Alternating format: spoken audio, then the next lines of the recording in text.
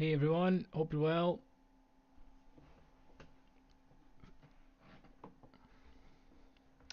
Happy Friday to everyone. How's everyone's trading been?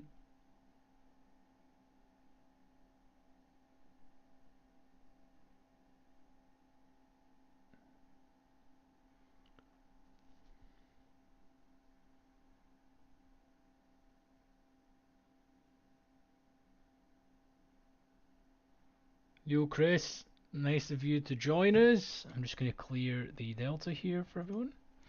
So I had some comments from the previous stream that people asked that I didn't have volume profile here, so I have it on my other charts just to see when the market's in discovery mode, so you can see where higher volume nodes are and where lower volume nodes are. And I typically put that on for the monthly chart so you can see. And now we're just reverting back today. Anyone can let me know what positions they'd taken. I put out that video this morning, my time, um, and effectively we're just covering, key levels to do business, um, the preparation that you need to carry out for when you're trading. Happy Friday, buddy. Nice to see you, Dean. Nice of you to join us. How did your trading go? How are you finding the chart books? Did you manage to get your the market depth sorted? I think once you sort it, should hopefully be it. Hopefully you got it configured okay.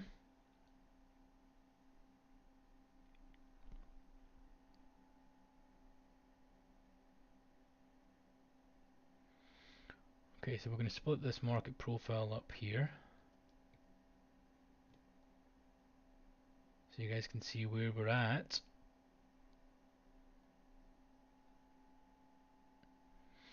Okay, so we did reclaim that level, so currently we're just back in this. We essentially gave pain to the upside, pain to the downside, and then we're effectively finishing the week. Not far off where we started. The market opened here, and we are pretty much nearly at where we opened. So really a nothing burger week, but caused everyone pain.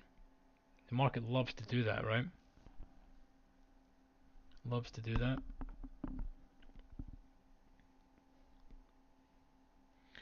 And what we will do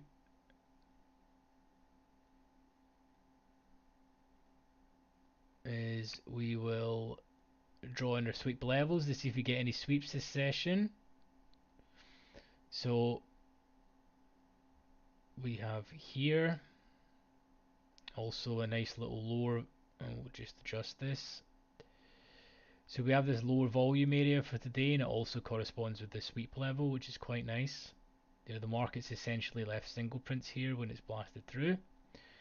So when you retrace the single prints and you've got a sweep level, it's nice. And then we'll sort of draw the same up here.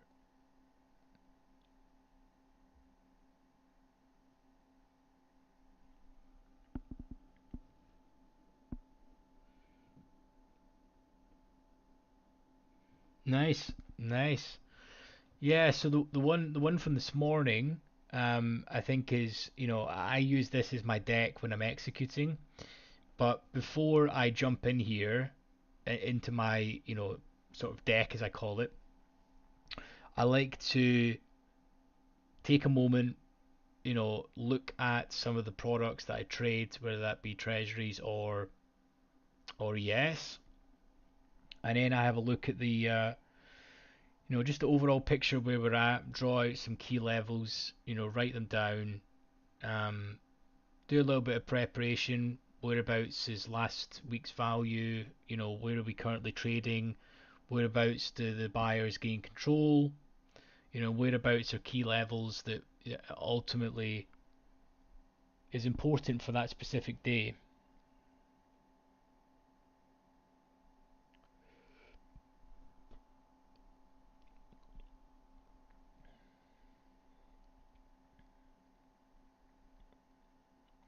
So if we zoom out a little bit here, we can see that the level that we had a look at and we discussed this morning actually, so I'm just going to zoom out, was this sort of area here. You know, so the market essentially first time came to that level, roughly here. We'd seen sellers trying to, take control, but ultimately failed, and this support level was held. And then ultimately we've just broke a little bit higher and then ranged, so nothing major has truly happened today. I actually traded treasuries, had a really good day in treasuries today, which is nice.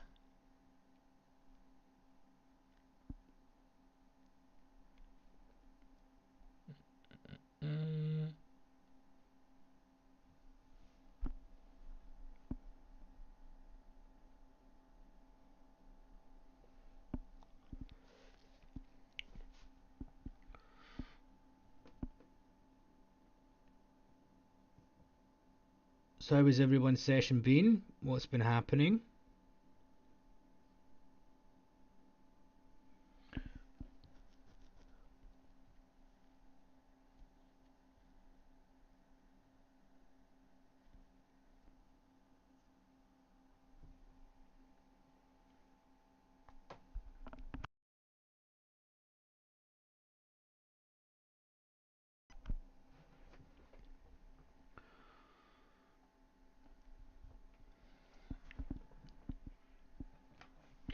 Interesting to see how the market.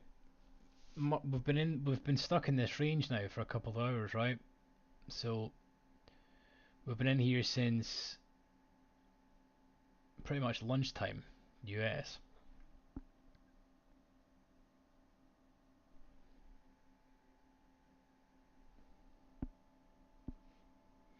And I'm glad you got the charts all sorted, Dean, and you're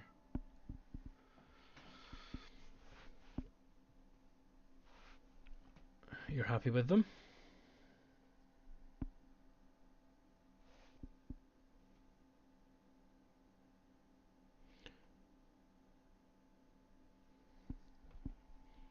Nothing too exciting going on right now. We're kind of stuck in this range between 16s and 22s.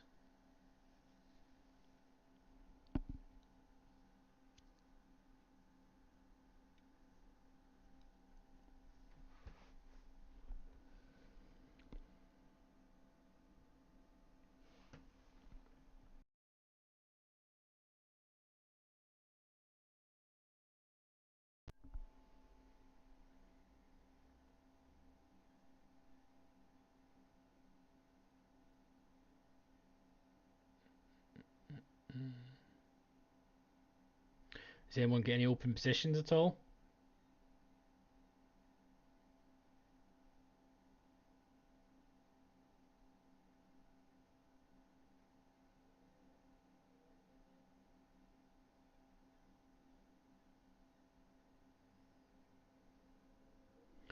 We're trying to go down here. We've seen a tick down in NQ, Dow and Russell.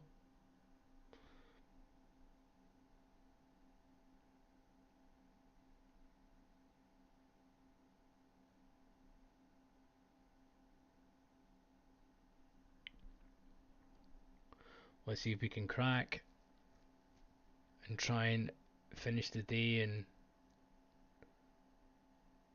today's value area, at least.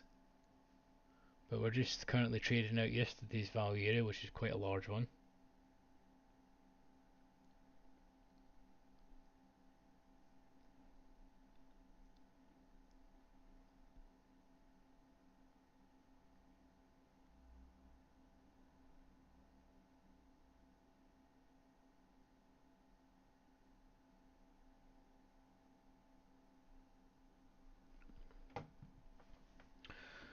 So we need to see the market try and crack 19s.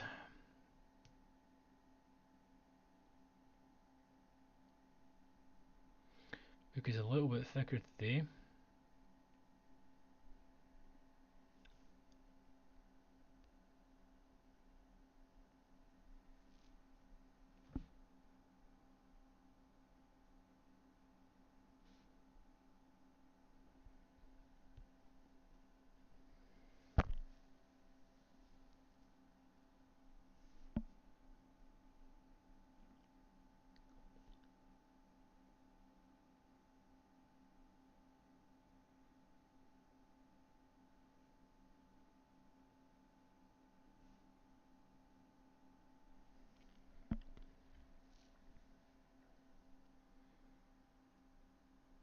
but currently completely rotational. I think if we do break out of here, then we should get a little bit of a pop, considering we've been in this range for so long. For the day, a little mini trading range of the day, which if people have been anticipating the break, they've probably got chopped up.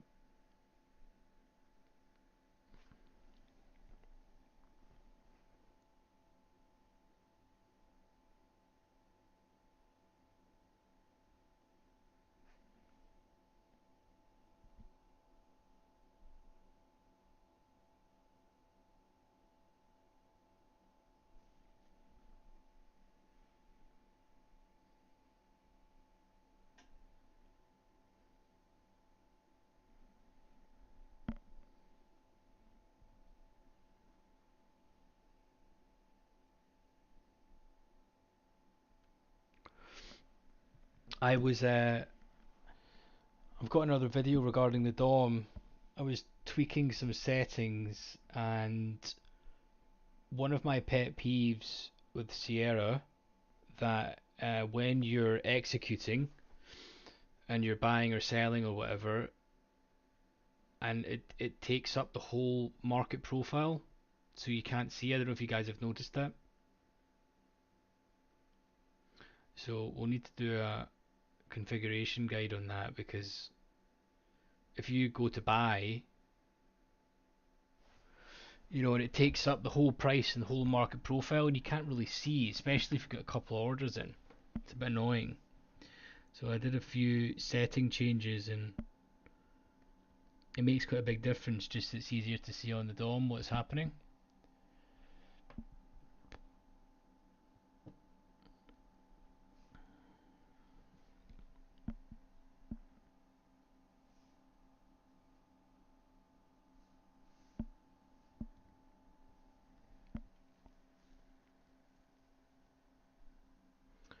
NQ's on a little mini tear here.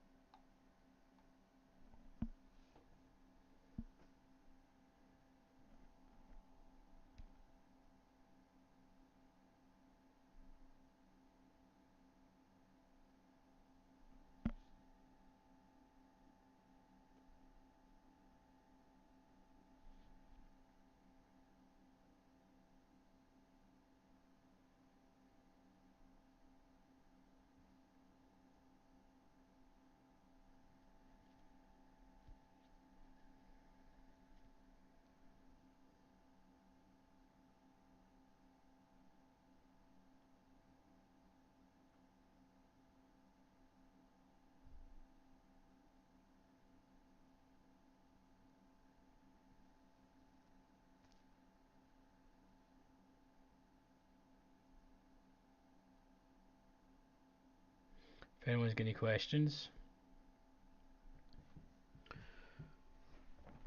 feel free. Especially while it's nice and quiet at the moment, we don't really need to cover very much action. So make sure and ask. We can see that delta has just been consistently going up today. Not a huge amount of delta though.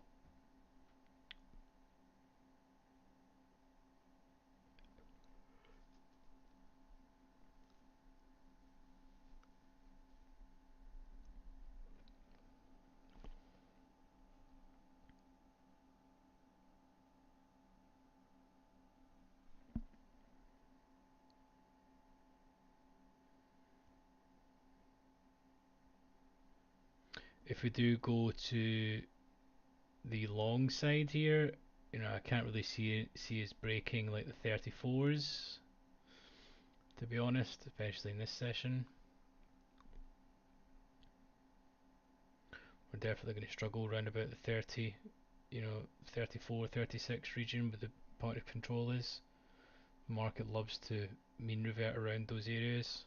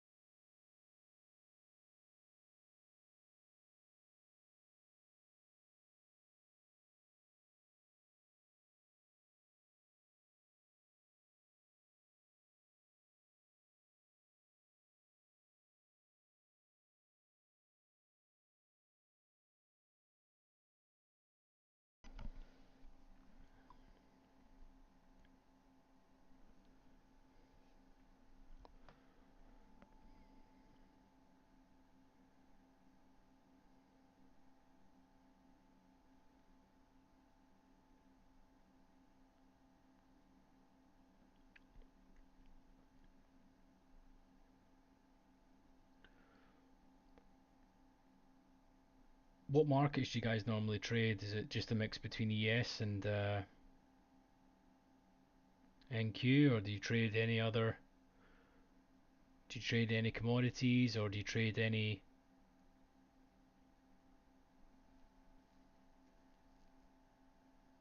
Do you trade any treasuries?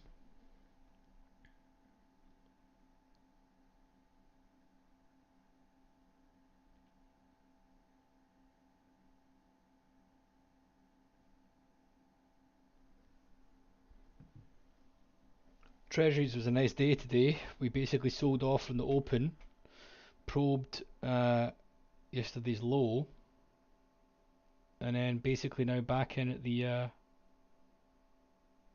point of control. Very smooth day.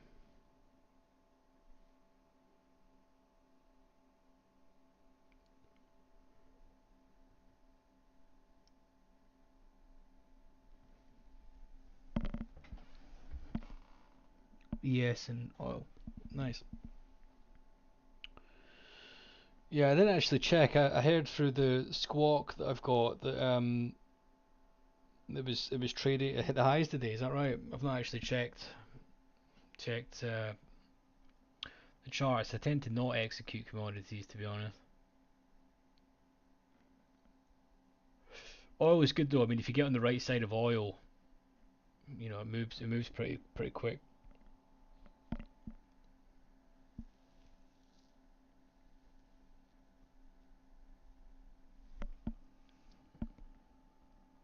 You've got the best of both worlds in there, Dean. You've got some stability with ES, and then if you're feeling a bit wild, you can go with oil.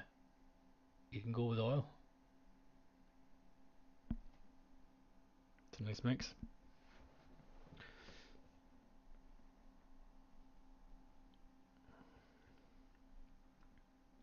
So we're noticing the Dow and Russell not really following the same movement here as ES and NQ. They're definitely pushing higher.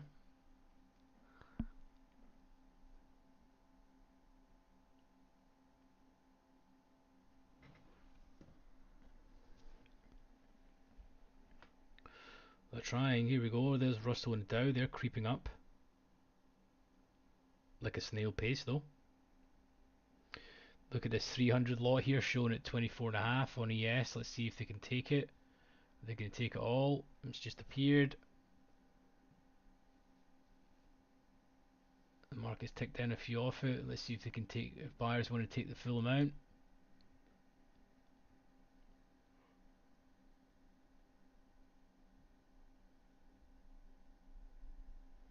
This is a key point for this little impulse up we're getting in a minute. But this 300 lot shown in the offer at 24.5 is essentially scaring everyone. It's ticked everything down.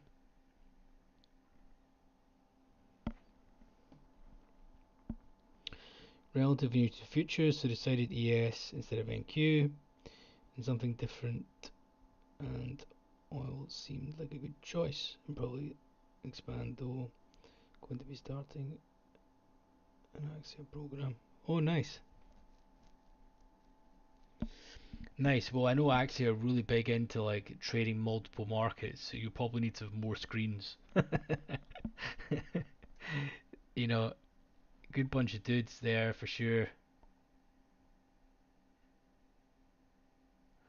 But you'll probably need to have loads of markets out. They're really big in correlations, and they typically look for opportunity in tons of markets with pretty limited risk. And I think how they trade, you need to be absolutely glued full time, right? And they're typically looking, they're bouncing between uh, really just different opens, because they trade the full product suite, right? They trade the European London markets, they trade currencies. I think they even trade the gilts in the UK. Whereabouts are you from, Dean? Yeah, we've got price ladders all over the screens. I mean, DOMs are fantastic, but I think I've watched some of their stuff. So they use Sierra for charting and they use Jigsaw DOM. Um, saw that in one of their recent posts actually, and I think they're quite big into the Bund, FGBL, um, and they trade quite a bit of currencies. I think they mainly trade futures, but they trade a whole host of different products. I think mainly what they're looking to do is the futures market is slightly different open times for different products, and I think they're bouncing around, different opens, different closes, what news is coming out for certain products.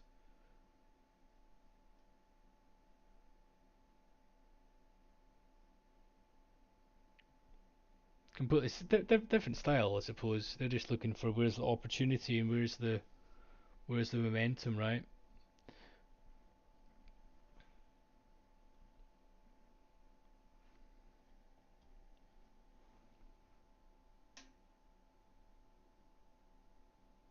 I think years ago, they used to trade with I want to say TT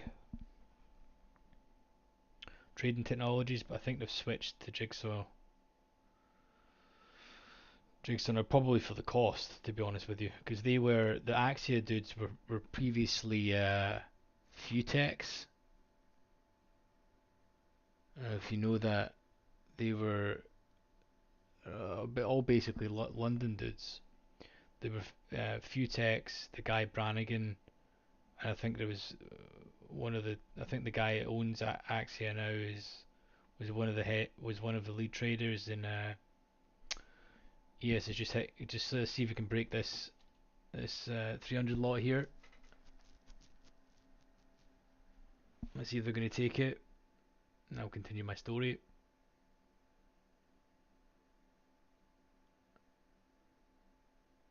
They're trying though. Trying. NQ is the one that's definitely causing a pop up here.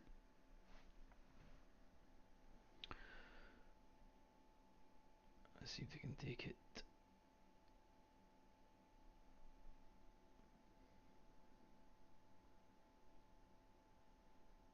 So in US, Georgia, Axis seems to be big on Bund. Just bought Jigsaw for my classes, but not fans so far. Yeah, I would say Jigsaw is, in my opinion, it's only really good for the DOM. There's a couple of key features that I really like. Um, is just it's nicer to enter and exit positions on Jigsaw, and they've got a nicer way to just type. Like, say for example, you see there was a 300 lot there. You can just quickly type, 300L or whatever. I actually don't think they do MBO data either, which is not great. One of the other things they have is it's called like price squawk integrates into it, where you can effectively hear the bidder offer in an audible sense. Basically the same as tick strike, to be honest. Um, so do you notice how thick the bid and offer is today on ES? It's much thicker. So typically when you're getting that, you're going to see a little bit more mean reversion.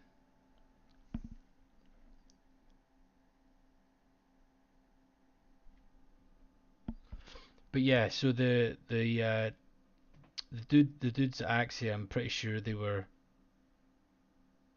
a few techs back in the day, and I think you know owners, directors fell out, the usual. It's hard to get a long-term partnership, to be honest with you. There's always something that lets the side down, sadly. Saying that from personal experience as well. Yeah. Yeah, but let me know your thoughts on the Axia stuff, man. It'd be good to Be good to hear your reviews on it.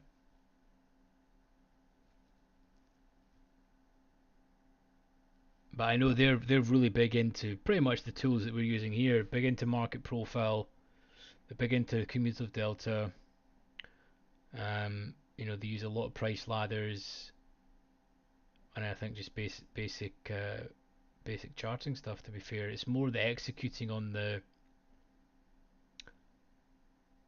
DOM that's the challenging part. But see, this is the thing, as I was covering in the video this morning. Um, a lot of the stuff is just not tradable, and that's why the dudes actually bounce around a lot, because a lot of the times just stuff is not just not tradable. You need to draw your levels up that you're thinking is good levels to do business, and then when the market gets to those levels, you then need to look for behavior that you think is bullish for your thesis, or positive for your thesis anyway.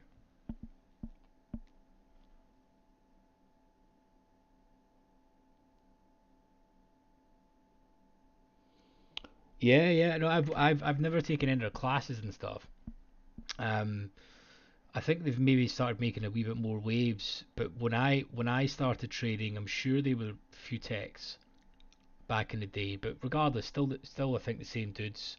The guy Alex, I think, that runs the show there now, big tall dude.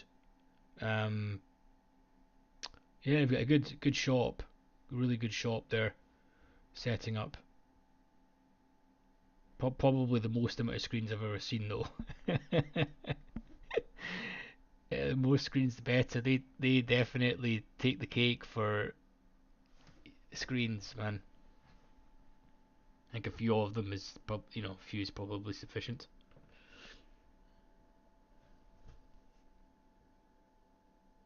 Oh man,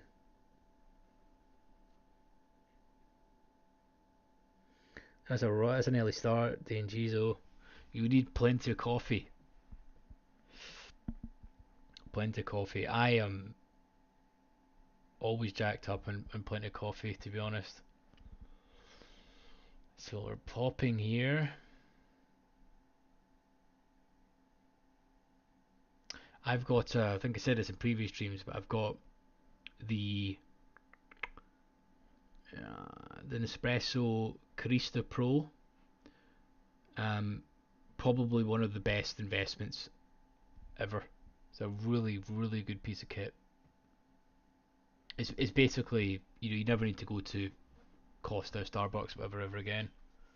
Not that I'm a fan of them anyway, but you know, yes, or two. Yeah, exactly. Exactly. A couple of espressos into you and you'll be good to go.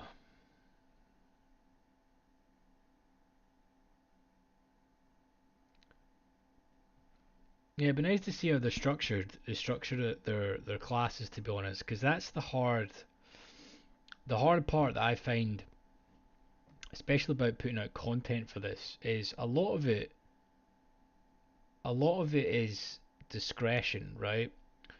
And a lot of it is screen time. So you need to have looked, you need to have been involved in the market when the market's going one way or another, right? If you're in balance days, what happens typically on Fridays after big moves like yesterday. Do we regain? What's the statistics? You need to be noting all this in your journal. You know, Building up your own data set and your own. A lot of it truly is you need to put the own screen time in. But my job here is, with everyone that comes in, is to try and get people to just see the market in different perspectives. That's pretty much it. Because only, regardless of strategies and stuff, a lot of it's going to be your discipline, knowing when the correct market conditions are, and only you can click the mouse, and only you can not continue on when you're having a bad day. You know?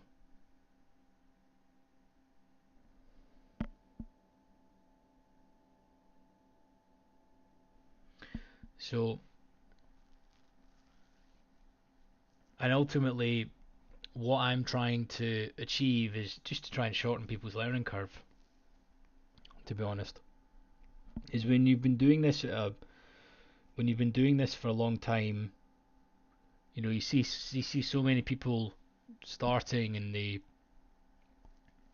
go through boom and bust phase all the time, or they have this strategy hop. The number one thing I would say, depending on how long you've been doing this, is just because you have a couple of losing days, weeks, or months, or whatever, you need to be consistent. And if you're just trying out a strategy, do it in blocks of 30 trades. So if you think you've got an edge there after 30 positions, then continue on. There's some size that just come in there. And yes. How to read this? Hello, Mr. Japan. So there's a video in the description about how to read the DOM, but we'll cover the main parts here. So left hand side is delta. Okay, delta simply is the difference between market buyers and market sellers. So you can see at this price there's been 7,559 contracts executed in total, of which at the time since we've refreshed there's 360 contracts positive delta at this price. Then we have the price, we have this shortened so that it doesn't take up as much space. So we've got this across the board actually, just to make the chart smaller. Then we have a combined pooling and stacking that we're utilizing instead of having it. It's nicer in the eyeballs instead of having it at the right and left, which I used to have. And essentially, this is showing you which orders are being pulled from the resting bid and what's been stacked, and it's the same on the offer. Now, the columns in the middle are actual market orders, which are really important. Now, in my opinion, anyone that is using a DOM and doesn't have these middle columns, or at least something along those lines on their charts, basically has the DOM up because they think it looks cool, pretty much. Because it doesn't really provide you any real value without seeing what's been executed at that current price. Now, I can clear this at any time, so these aggregate each price. I've got a hotkey where I can just clear these, and I can now see in the moment in time what's been hit into the bid and what's been put into the offer. Okay, so right now there's 94 been executed at the bid. The market's ticked down. There's been 200. Someone's absorbing on this price. Okay, we're seeing a little bit of two-way action.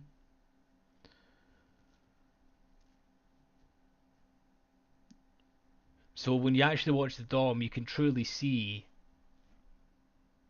the actual size that's coming into the market, and it really gives you a perspective to show you how little retail actually makes a difference in the market. This one price, there's just been 418 contracts executed, 442. So retail's got absolutely no bearing.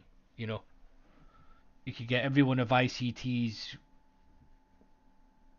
class people or whatever you want to call it, students, that's the word, to go in and click buy, and it still wouldn't make a difference in the market. Yeah. So the fact that people think that big firms are, stop running and stuff,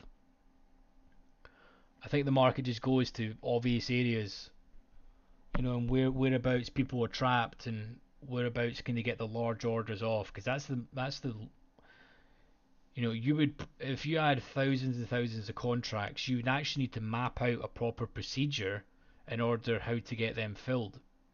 If you had 50,000 contracts to execute, how are you going to fill them? You can't just go in and just buy. You have to have a proper execution plan, and if you have to get an average price, whereabouts would you look to get them filled? And people are doing that for their own portfolios as well as uh, for their clients. The job is to then execute positions for the clients. It's two different ways. So we're seeing here the amount is traded. NQ is not going down. So in order for ES to continue going down, we're going to need to see NQ stopping because it's lifting the offer at the minute.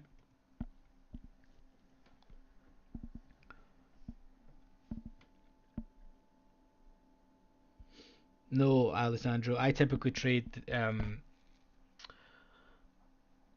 do all my trading before coming on stream, to be honest, because it's hard unless I see a really, really good opportunity here.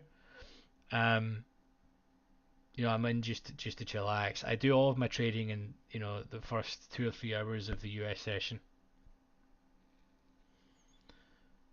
And the reason being is it's watching the DOM and getting your key levels is extremely taxing, and I typically don't speak. Do you know what I mean? I don't speak when I'm actually executing trades, so it would be awfully boring because wouldn't be saying anything. Do you know what I mean?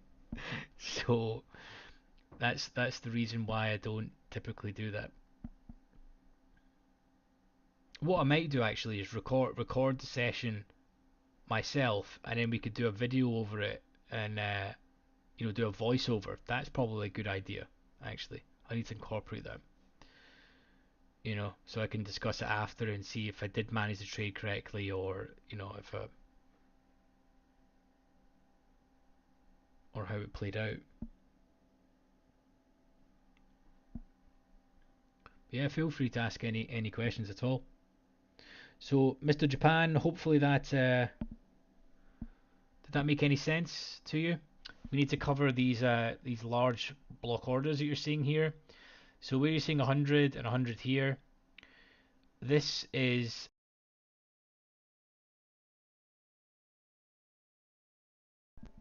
the market by order quantity data, and essentially you can filter this. If you don't have this filtered, it will basically show you every queue position, right? But really, you're wanting to note whereabouts large orders are in the book. Now, these can be pulled at any time. When they are pulled, you will get to see it. When they're added, you'll get to see it. And the general outlook and perspective of these is the market will look to go and probably fill these, and then it will probably struggle at these levels. As you know yourself, that typically someone that's got enough margin and funds to lay out 100 lots on the screen is got enough margin behind them to lay out more. So it's just something to take into consideration.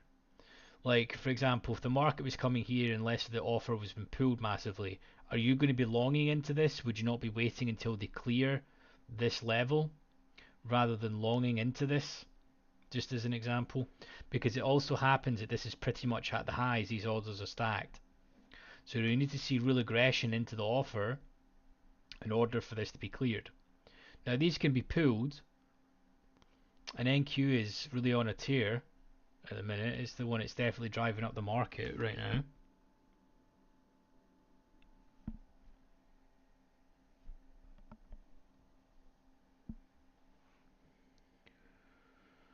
So I hope that makes some sense, but it's just, you know, something to bear in mind when you're taking your positions, right?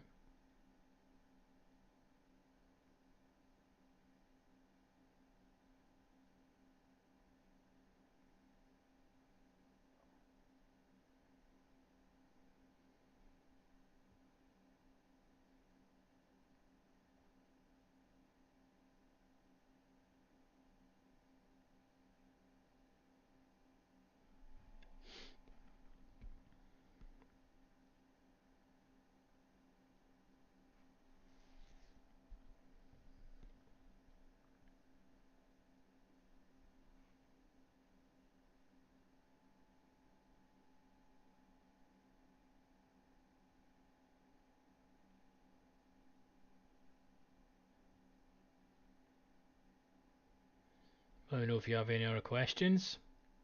If you're not yet, like the stream for me. If you could do that, that would be fantastic.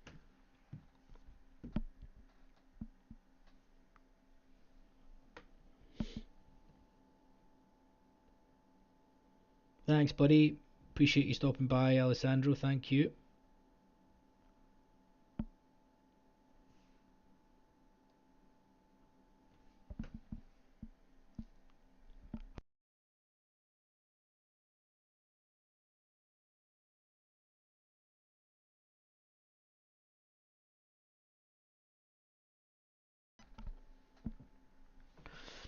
market is struggling here to break, but the longer it tends to just trade up here, the more likely we are. But we are seeing NQ. If NQ drops like that, NQ has been the one that's been holding this whole market up. As soon as this drops, we're going to see. Wouldn't be surprised if some size there just come into Nvidia or Apple or something.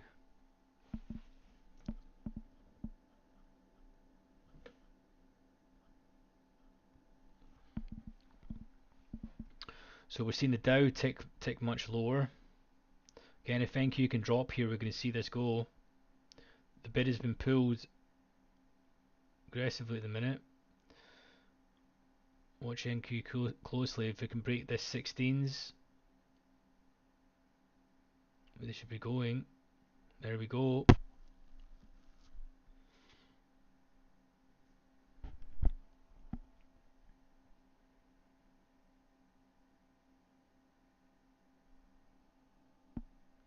It's been a good example for correlations, to be honest with you.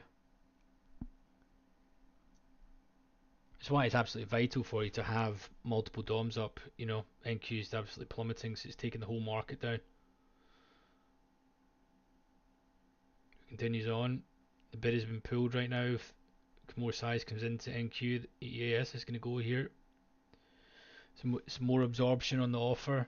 300 contracts absorbed. Sales come in, be a little bit more aggressive. This should go down more. There we go.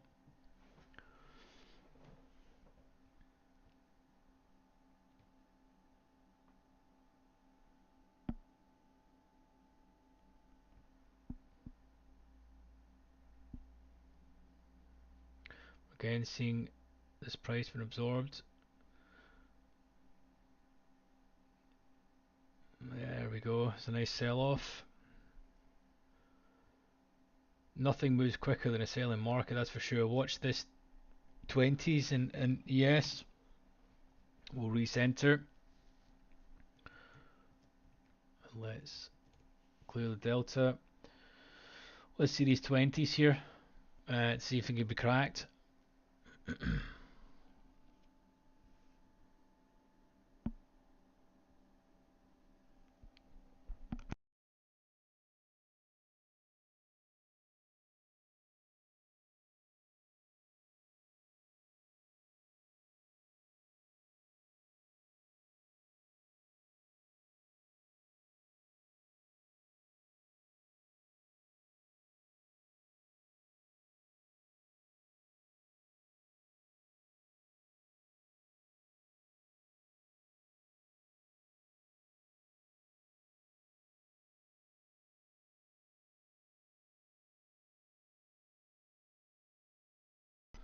We're back to POC. Be surprised if we can smash right through this. We're probably going to see a little bit more two-way here.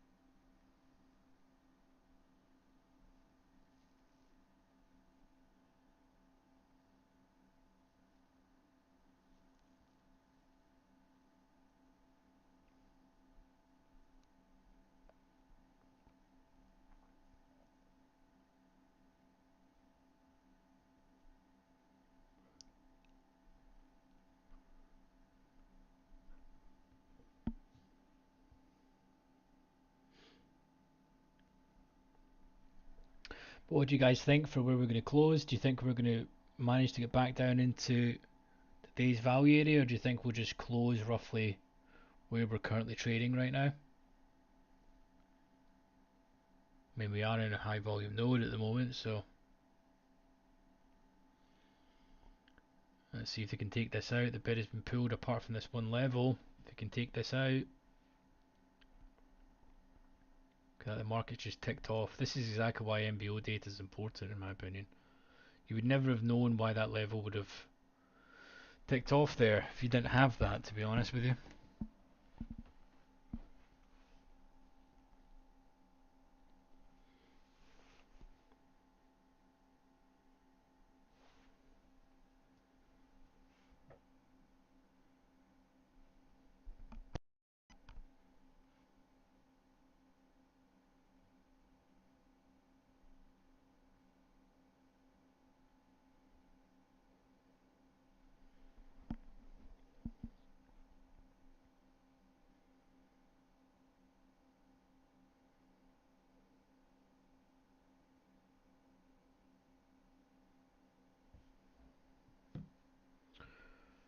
So we'll see if they can crack this level,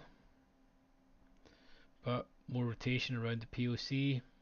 Not exactly anything exciting going to happen until we crack the low.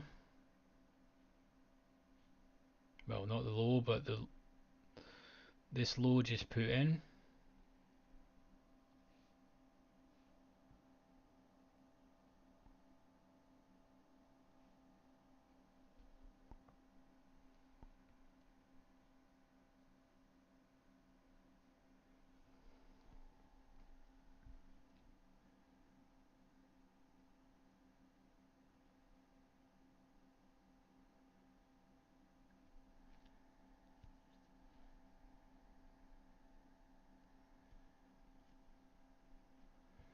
Would be nice for the bulls if they could try and close above, you know, sort of in this range. It would be good.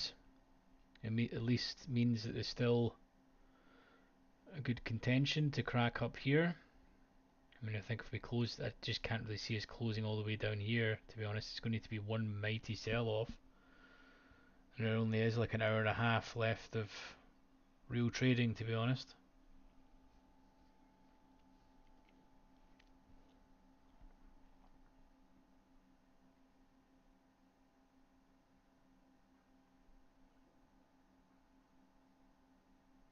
Here we go. Can they take out this level? Second attempt at 20s, 20 evens here. NQ needs to get through the POC. It cannot.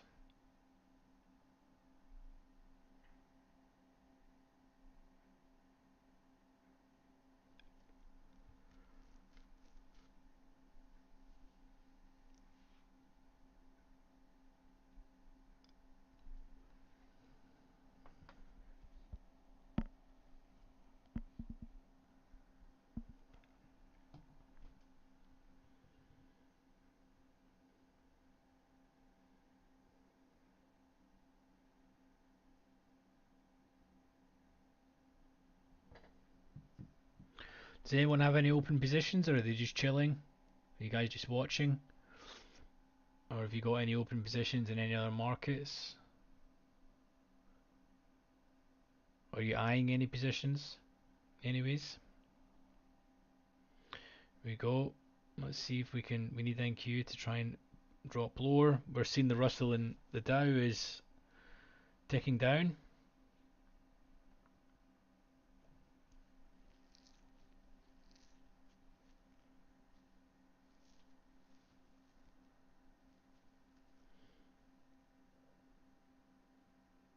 There's always going to be two-way trade at the POC, right? It's just a thing of nature. Where the most volumes conducted in a day, more people are going to conduct volume because they can conduct it and not affect price.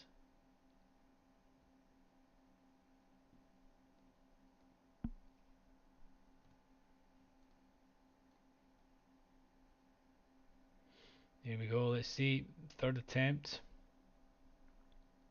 NQ is going to need to go in order for it to try again.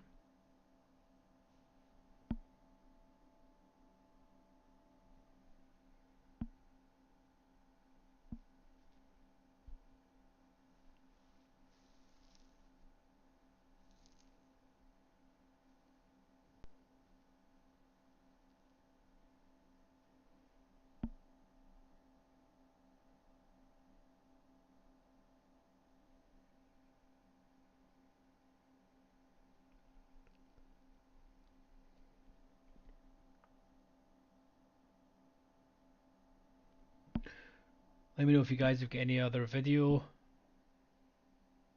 or content ideas you'd like me to do. I can cover it in more detail. I think we're going to do the next one is probably going to be correlations. Here we go.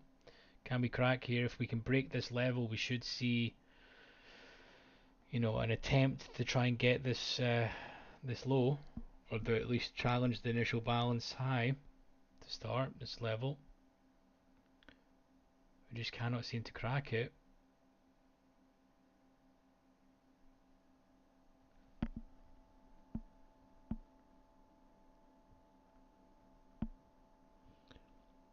Thank you, Dimitri, my friend.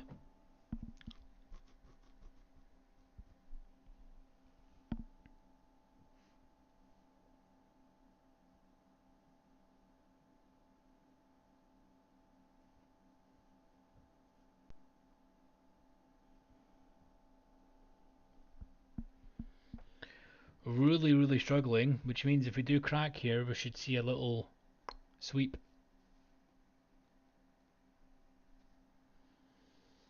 This is like the fourth attempt now.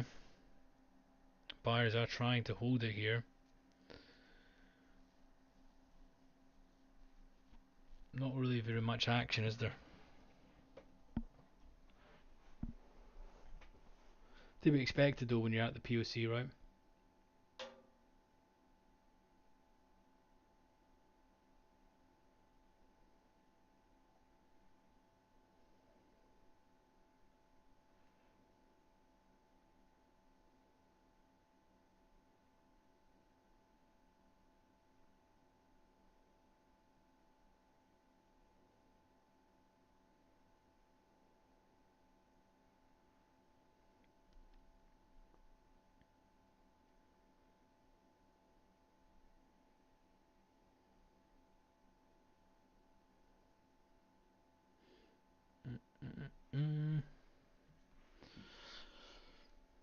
Oh, 100 lots shown in NQ. Someone is really trying to get filled here. It's not often you see a 100 lot in NQ.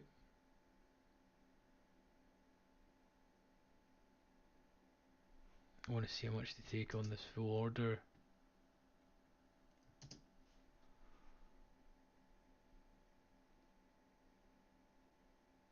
So markets. Let's see. I've just taken the full amount. Wow.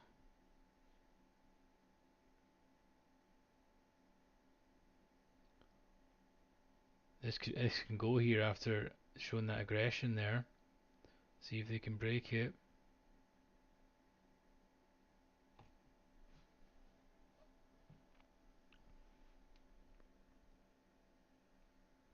Here we go. ES needs to break this 20 lot. If we break this, we should see a. See, they've got more behind them here, right? There we go. 900 executed. 1,000 at the same price. It's a definite iceberg at that 20s.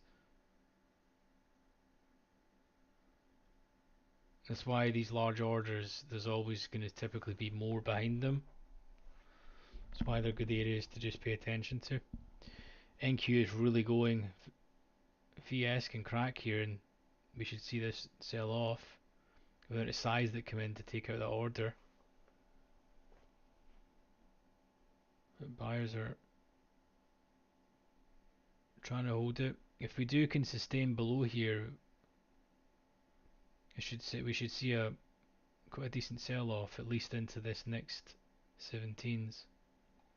But look at the amount of quotes that are just sitting here.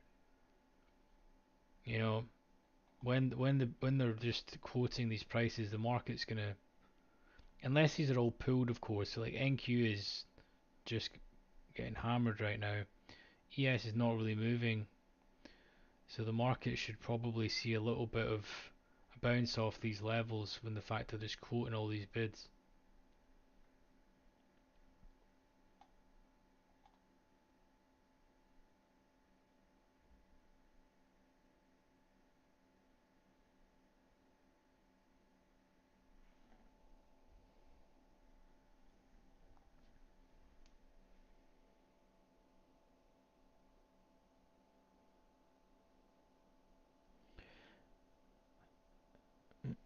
If you guys are new and you've not joined the Discord, there's a link in the description for it.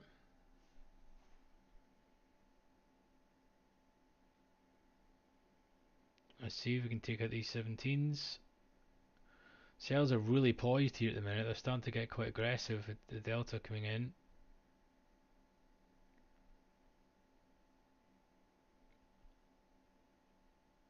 Jeez, man.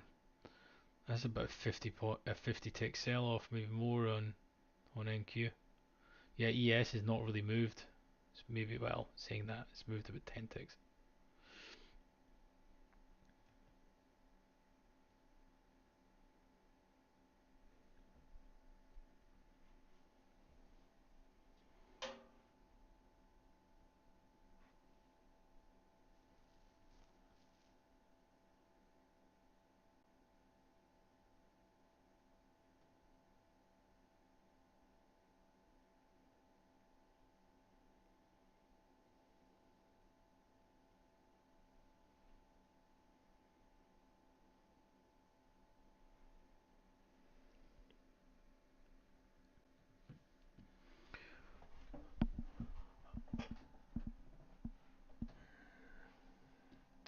Let's see if we can take out the 18.5s. You're short at 20. Nice. Okay, let's see if we can take out these 18.5s. If we do take this out, you've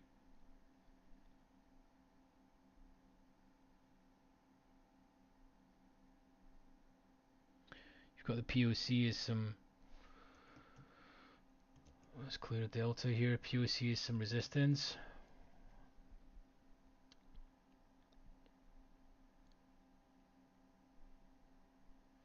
You then Q to continue going.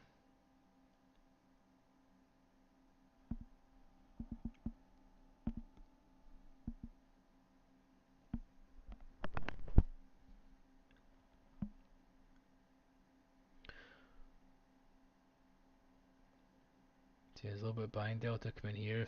If the offer can absorb this, there's another 200 lot flash that 19.5. So they're trying to stack as well.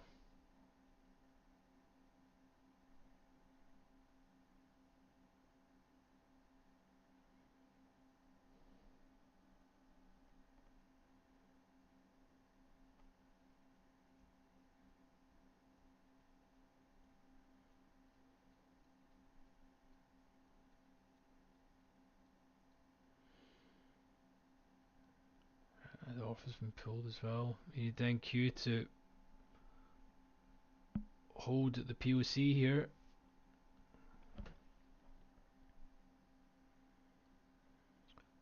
We're seeing a slight tick up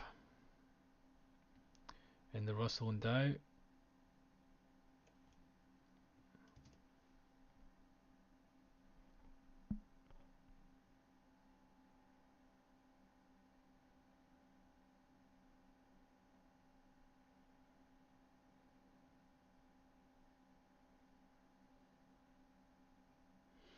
There we go, POC's held so far on NQ, so we should see a tick down. You want to ideally see no rule 2 trade here on ES. But 19.5 is gonna some size there that needs to be hit into.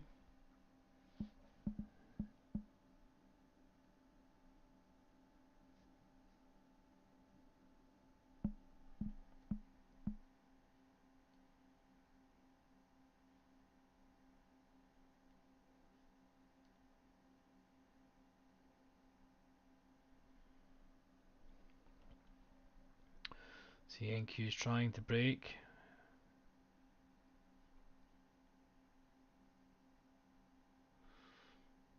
Yeah, certainly some buying delta coming in now.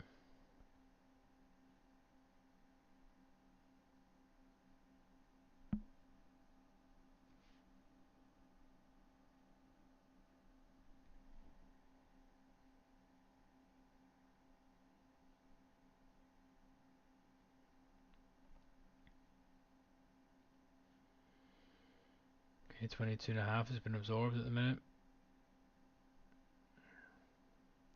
Thank you continues to pop high here. It's going to bring up the rest.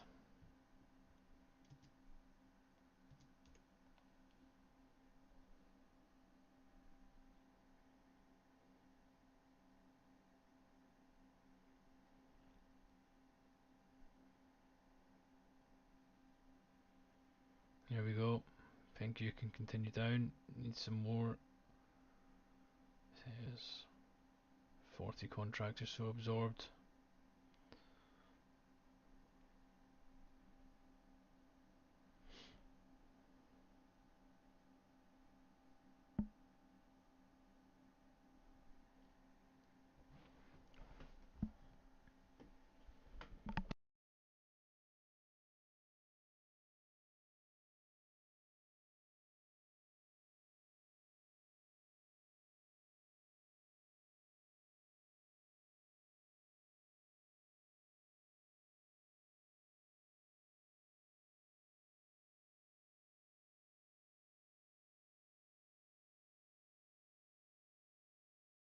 Here we go. Let's see if we can crack here.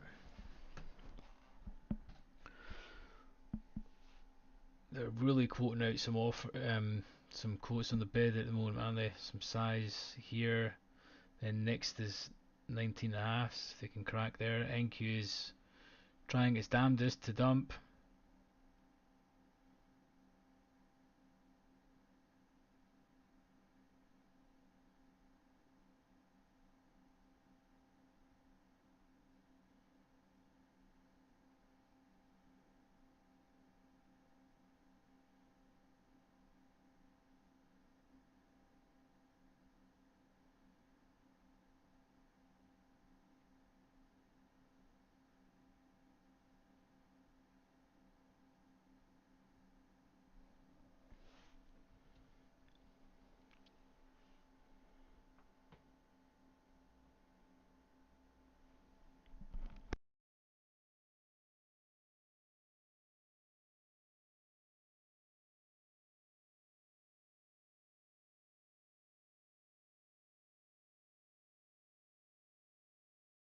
Let me know if anyone's getting our questions. POC just moved down ever so slightly. Whoever is just clearly absorbing so much in the bid, they need to stop so we can see this capitulation. Dean's position can be good. If we're still in it, that is.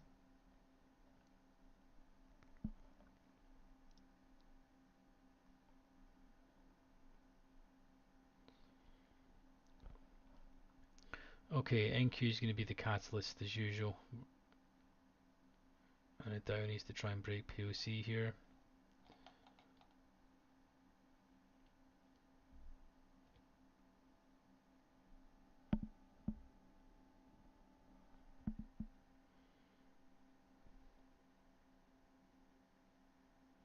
Just massive amount of orders traded around here, to be fair. Complete balance.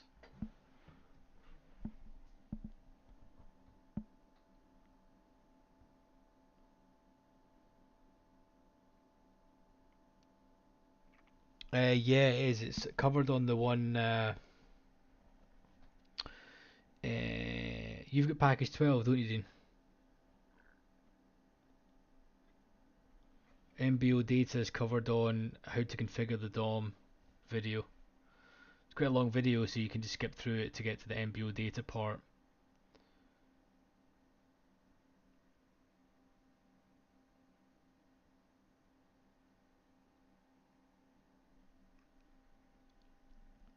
In fact, what am I saying? I'll just show you what to do here. It's quicker for you. Right, so if you go to trade, right, and then you go to customize chart trade DOM columns, and then you need to go bid market order column and ask market order column, add in those two,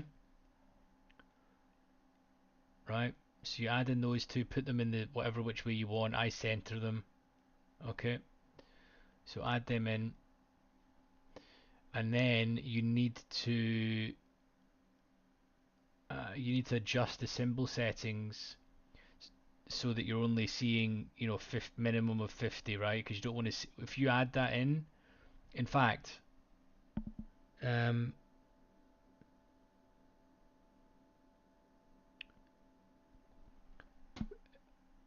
Before you do that, if you go into chart settings, and then if you go into your symbol, go to edit global symbol settings, and then if you go down to minimum market by order quantity here, set it to 50, press OK.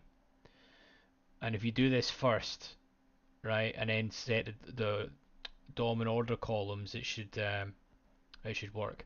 If you see them all in a row and stuff, you need to just reconnect your data, right? Is what you need to do.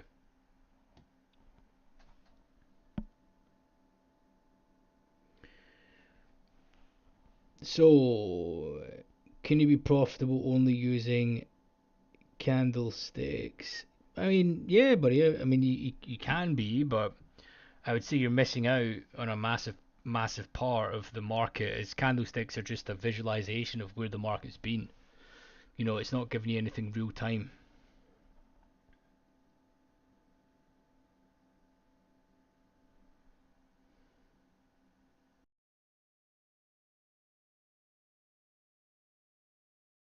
You know, I would say your candlesticks, right?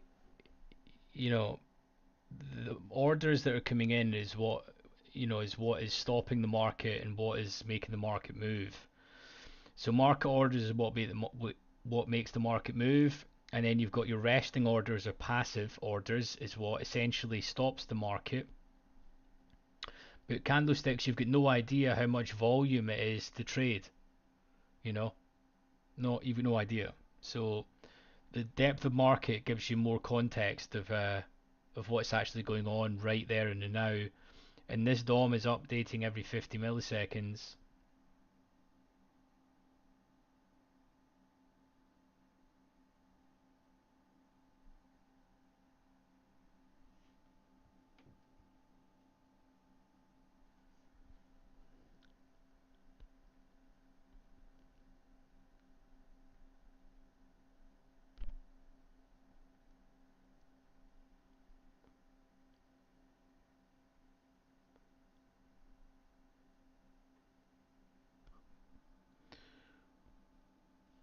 So if you want to learn more, we cover a lot of this. Like, go to the OrderFlow playlist that we've got on the channel, and you can start there if you run through, what is the DOM, how to read it, how to spot absorption and sweeps, how to look at correlations. We cover some of that, but we're going to do a separate video. It helps basically confirm certain levels because if everyone just took every support resistance level, you would lose money. So, and you can see how thick the book is today versus yesterday, right? It's just so much thicker, which is why you're getting this continual two-way trade, to be honest with you. I don't think we're really going to see any real movement here for the next hour, unless whoever's done on the bid uh, stops putting in these massive orders.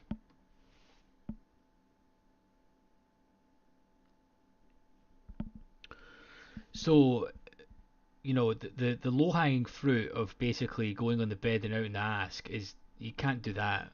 You know, you maybe do that in treasuries because it's so slow. It's like order flow in slow motion, right? And it's so mean reverting. It moves like 15 ticks a day. So you can maybe, I'm not saying you can beat algos by any shape or form, but the thing is, order flow is like the final piece of the puzzle. So you've already got your strategy, you already know levels that you're looking to do business at, and it's either going to be one of two. You're either going to be looking to take breakouts or take the retest of a breakout area, right? Or you're going to be taking sweeps and riding it back into the range. Both of those, trading types or strategies work better in certain market conditions. And basically, the DOM is there to help you refine your entries and exits. So days like yesterday, right, when the book is thinner, you can see that in the DOM,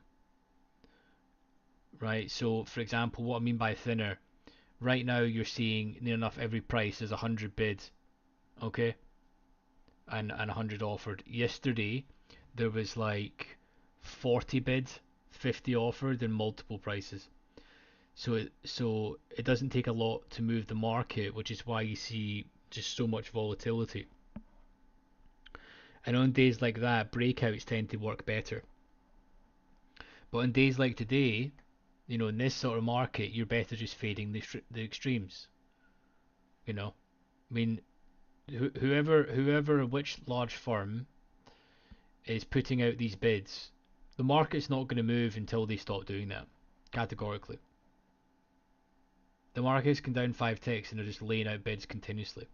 See, they've just pulled them there. Do you see that? 21 and a half, so they just pulled them. So if you watch the video that's what you need to do to be profitable, or why you're not profitable day trading, I think is the exact title. You need to realize who the competition are. That's, like any sport or anything in life, you need to know who your competition are, whether you're selling Mars bars or you're trading, or you're playing football or NFL or whatever it may be, right? You need to know who your competition is, and you need to have done your research. So your competition in the futures market, see, the bid has been slightly pulled now. Let's see if NQ can go. Your competition is these large market making firms who are putting out bidding offers all the time. Now they're there to try and make money for their shareholders, make money for their clients, and execute orders. And they can do that by playing games, like they continue flashing here all the time. They're flashing these large orders. They can do that because they want to get filled, but they can also do that to engineer liquidity. And you need to over screen time just be aware of how the market's moving, but you need to know what context you're in for that day. If you're in a massive trend day or you're in a range day, if you're in a day like today, probably taking breakouts is not going to be the best way. And considering until whoever's done filling the bid here, right, with these orders, they've been doing it now for probably 20-30 minutes right now at the POC, the market's not going to move. They need to start pulling, or sellers need to get extremely aggressive. So I hope that makes sense. NQ is trying, NQ is dumping here, so we should see a tick down in ES. Let's see if they can go. But bearing in mind, yesterday was a sort of outlier day, for what you're seeing normally in the market at the minute. With the VIX being super low, this is the type of normal behavior that you're going to get. So yesterday was more of a red herring, probably one of the better trading days we've had. So hope that makes sense, mate. Hope that gives you some more context. But if you want to learn more, make sure and check out the videos, as we cover quite a lot of it on there for you. We've got a Discord group with a lot of traders are in there as well. There's some good experienced traders, not just myself.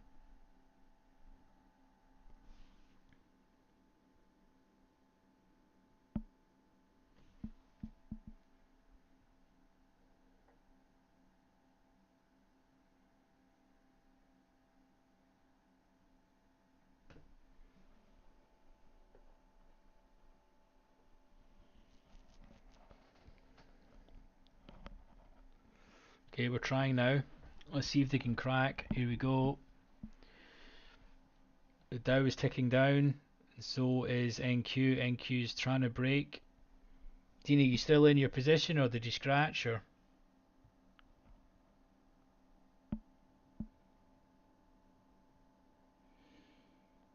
No problem, buddy. Thanks, Dean. Thanks for stopping by, man. Appreciate it. Here we go. Let's see if we can crack here. We need NQ to go.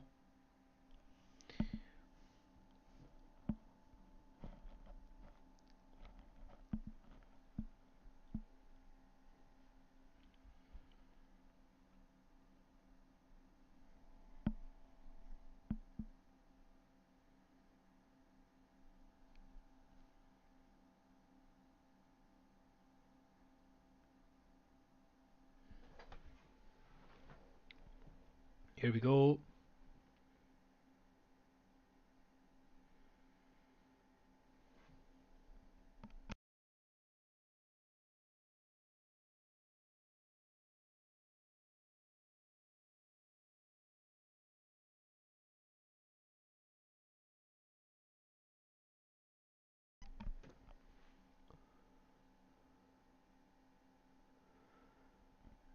It's always the same, Dean, honestly, man.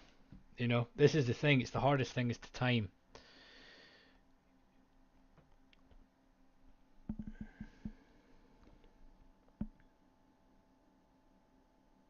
Yeah, it's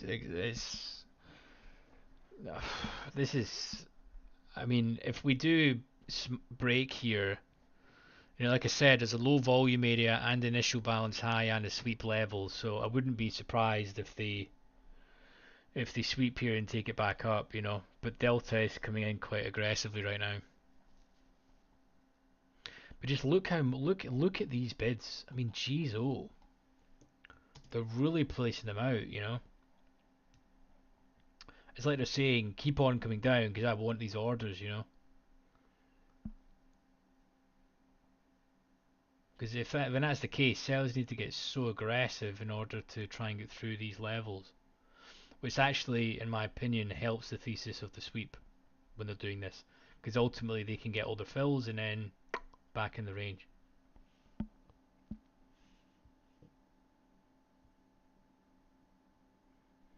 Whereabouts you long from, Neon? I hope I'm not butchering your name, buddy.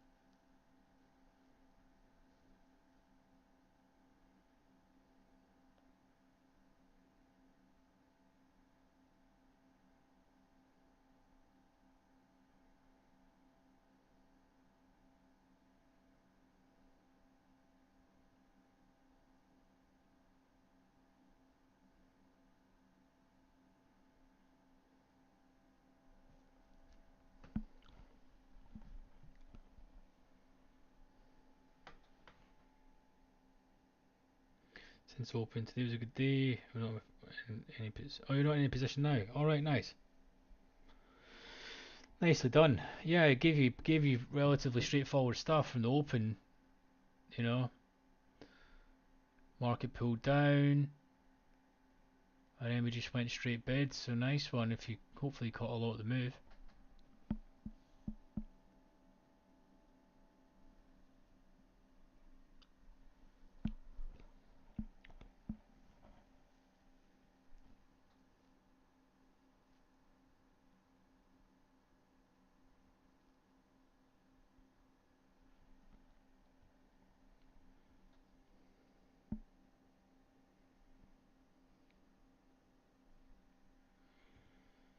So let's see. We need NQ to drop here to see if we can take this level.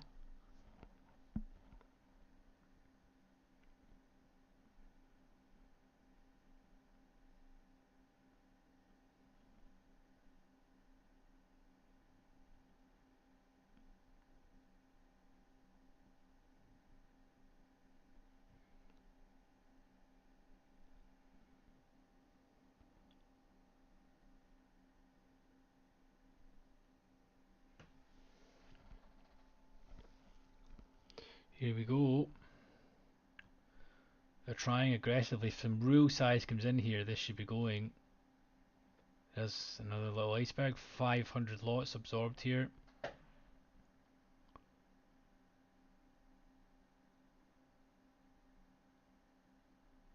If they can crack this level, this should go. This is a clear iceberg right now. At 17s. Jeez, oh.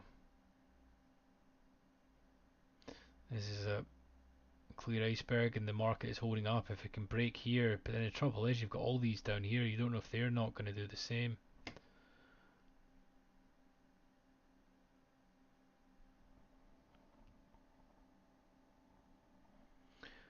Difficult market to take any positions in right now, if I'm honest with you.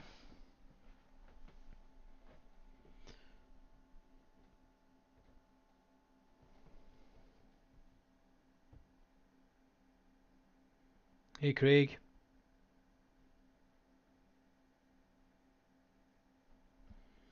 glad you're liking it, buddy. Let me know if you get any questions or what you're seeing. Right, so need to break these 17s. The market is just not allowing this iceberg there with the dude flash 50 is just taking 1,094 contracts. The sellers were drilling into that as well and it still held. We need the NQ to go and you need this level to be cracked. But then as I'm saying, there's 16 and a half, 15 3/4. You know, you don't know they're going to do the same. So I said it's pretty difficult. But if this does go with some size, I mean Delta sellers have been really aggressive right now.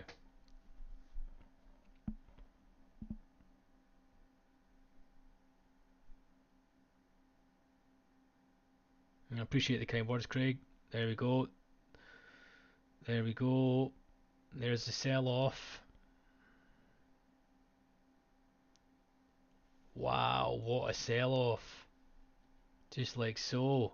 Look at that. They've just turned off the bid right there. As soon as they were done with the orders, the market is just absolutely dumped.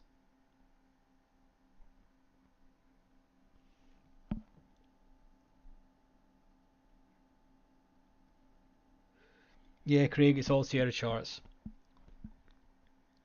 That was aggressive sell off. But do you see how the firm that was obviously taking all of those orders, right, just pulled.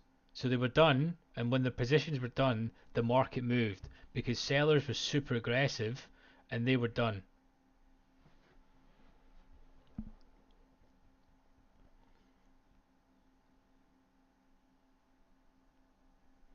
Now this 400 lot, you know, there's still, let's see what they can do here. I wouldn't be surprised if they take this right back into the range, to be honest with you, considering how much they were loading on the bid.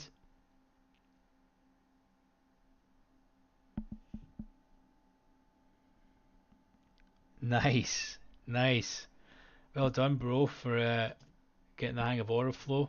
That was nicely done. You see the iceberg that was basically holding, as soon as that was done, it cracked. And now we're just straight back in the range, you know. That was a nice 15, 20 tick mover. And that's how easy order flow should be when you get the timing right. The timing is hard.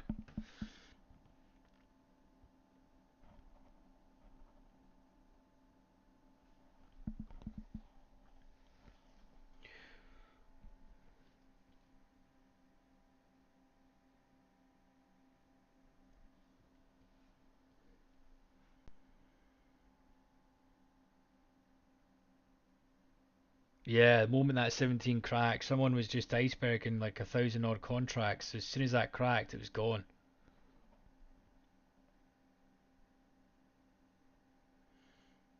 So nicely done, guys.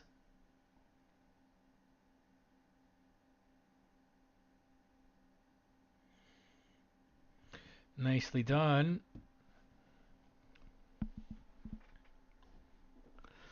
So they're still placing another 400 lot here. Exactly. Take your profits and run, Dean.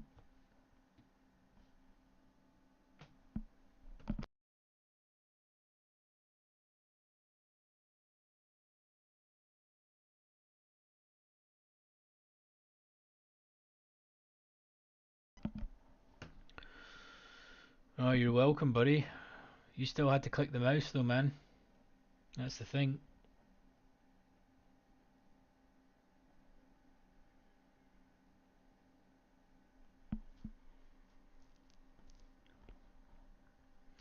Now they're potentially going to take it right back. NQ is trying to rip at the minute. Let's clear and see this big two-way trade here right now. So it's not, I mean, if you know, that was the play there, was the iceberg when that cracked, you know, you probably had a pretty tight stop to get in. But now, oh, I mean, are we going to go back down here and challenge initial balance low? Also, this was the, like we said as well, the fact that this was a low volume area in the single prints, the market just dumped right through it. I missed that there. Did they pull that 400 lot?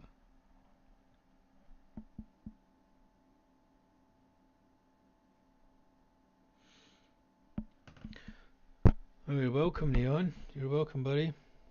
It's here to help, man.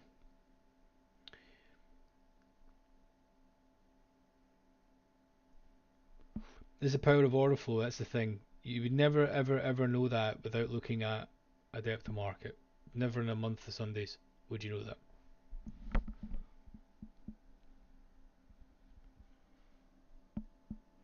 What's up, Mo? How's it going? You just missed a nice glorious sell-off there. 17's an iceberg, a nice crack. We dropped like 15 ticks. So now we see that we're just going back in. NQ is bidding up. Let's see if we can reclaim back in the range.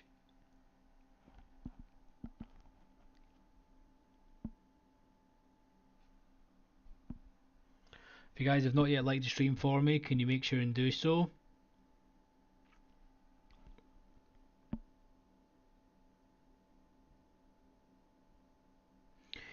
So, welcome to the land of well, I would call it spoofing, but it's, you know, it's not meant to be. It's a grey area. So, say for example, right, you had large amounts of orders to execute, right? Say a large amount of orders to execute. Now you're essentially trying to get more offers filled, or you want to try and engineer people to buy into your offer, right? You would flash 400 here because people see that and they're like, oh shit, there's a lot amount waiting to buy here, so you know I should probably get in now. So they do that, and ultimately they could actually be working on the offer. They could be want to get the offer filled, so they do that to generate liquidity into their cells, you know. Or they could just be trying to get the market to go up a little bit, and they'll flash 400 on the bid, because when people see that, they realize, okay, great, I've now got some protection behind me. So if I buy here and there's 400 lots behind me, you know, then likely the market's going to hold.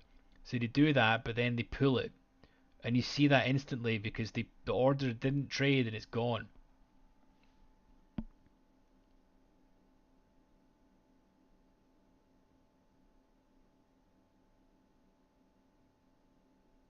Does that make sense, Neon? Oh, did you get your stop? Were you long, Mo?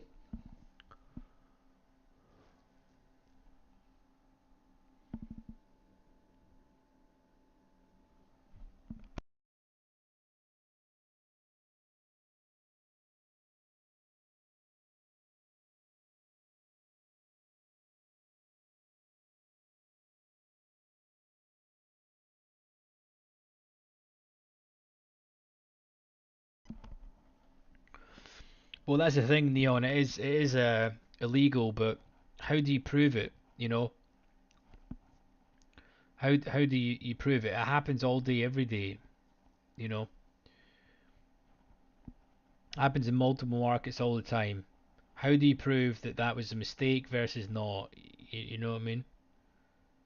Someone would need to specifically lodge a case into that. It's not going to happen. You need to be really, really abusing it. You know, and there's definitely spoofing goes on. It's meant to be illegal, but of course it happens. And what you'll find as well is actually it's the same firm. It's the same firm that's working the bid and offer at the same time. You know, you've got Citadel that trades like 480 billion a day, not just in futures but across all our different products, right?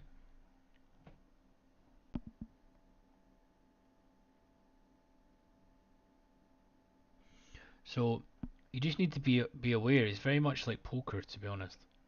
They're not going to show their full hand. They're going to try and do a little bit of games so that and I'm not going to just call it tactics to try and engineer people to get into their positions, because you need to have a full handbook of different tactics you can throw in, because you can't just go in and press buy and sell. You've got thousands of contracts to execute.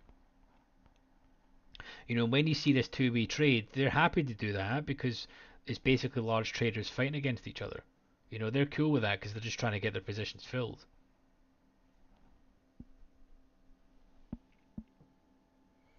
Yeah, exactly. It's only legal when retail guys do it. Yeah, and I think you have to be abusing it, to be honest with you. I mean, all these things are super grey, and you are right that it's these firms are doing it all the time. I mean, they're pulling and doing it all the time, man. Seriously, especially with size. That's the thing, because the algos react with size. They do it to also spook out retail, but as you know, majority of retail don't even see this anyway, so they're not doing it to spoof out retail. They're doing it to try and trip up other algorithms and things in the market, because a lot of algorithms that are trading on the bid and ask right now, where you're seeing it, going bid offer, like this, right? They are simply getting filled in the bid, out in the ask, filled in the ask, out in the bid. And they're doing it they're doing it because they know the flow behind them. Now, if a large firm knows that they're doing this and they know that they're participating in that moment, they would flash the bid or offer so that they can get their fills, because these algorithms are there to take positions when they've got some strength or weakness or whatever behind them, because they're looking to take the low hanging fruit. They're making the market.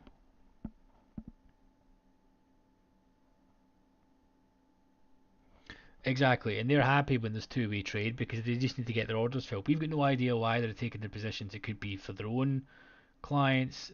It could be the pension funds called them and said, hey, they need to go long 100,000 contracts or whatever for the day, so they need to try and get filled across multiple prices to get an average. They'll phone the pension fund back and say, hey, we got you filled in 100,000 contracts, S&P at this price, for example.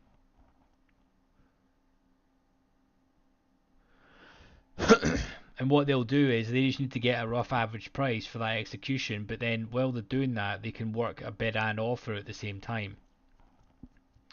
They can start selling into that position, so they can do. There's multiple ways to skin it. It's not just a matter of the buy and sell. They're not just naked long or naked short. They're instantly hedging. They're covering exposure. They're trading options. They're trading the underlying. Do you know what I mean? So you need to be aware of all of that. It's not just futures that they're trading.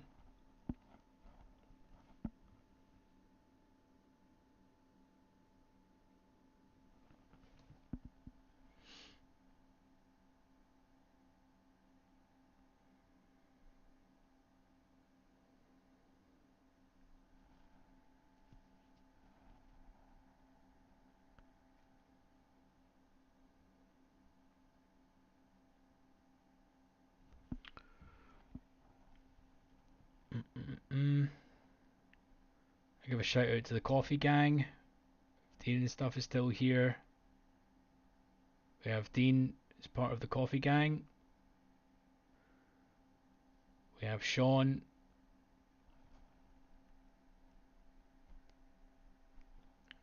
As well, and we have Alex, much appreciated. I'm just going to pop the link in here for anyone who wants to show some extra support to the channel. Obviously you don't need to, but it's greatly appreciated.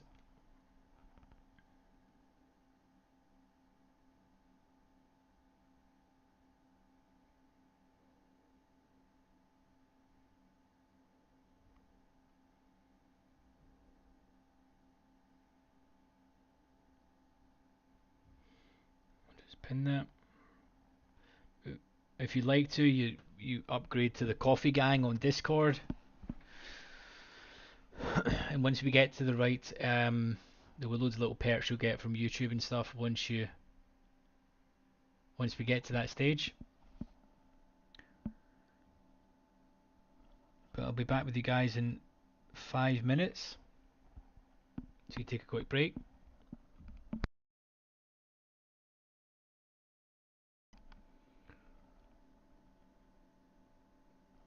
Hey Craig. So quickly before I take a little break, I've configured everything myself. I have one paid indicator for support and resistance, but that's it. I don't even really discuss that because I don't want to promote paid indicators, to be honest. 99% of what you see is completely custom built.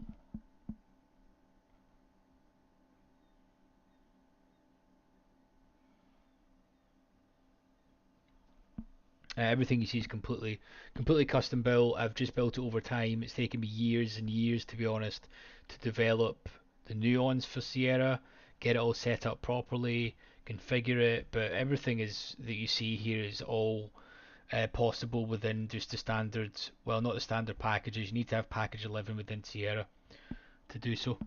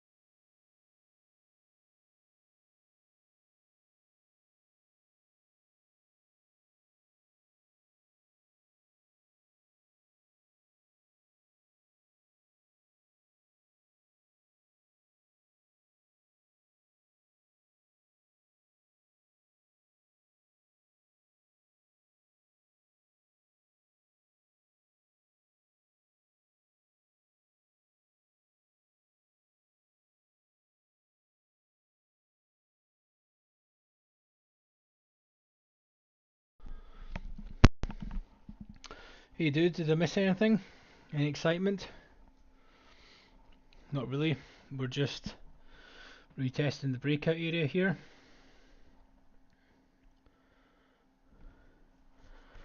What's up, letters?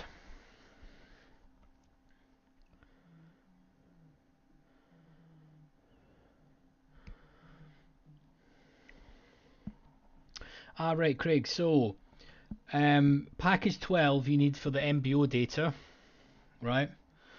If you've not yet carried that out, if you could join, try out the free trial. Package 12. I think if you go through the link, you can get a free month of MBO data.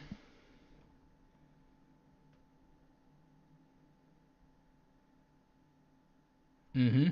Yeah, went jogging.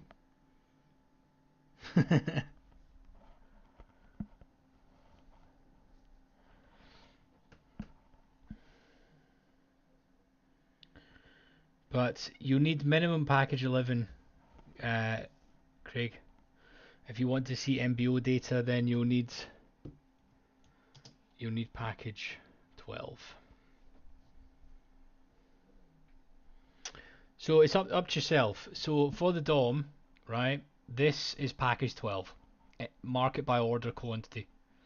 So that means you can see queue positioning and what size is at each price. Obviously you're seeing that, but you're then drilling down another level, and you're able to see how much size is in each order type. Yes, yes, I've got MBO data here. You can see it here. This is 50 and 25 lots in NQ. You can see it down here. There's a 50 and 30 lot showing individually. You can see how they're flashing and changing their orders.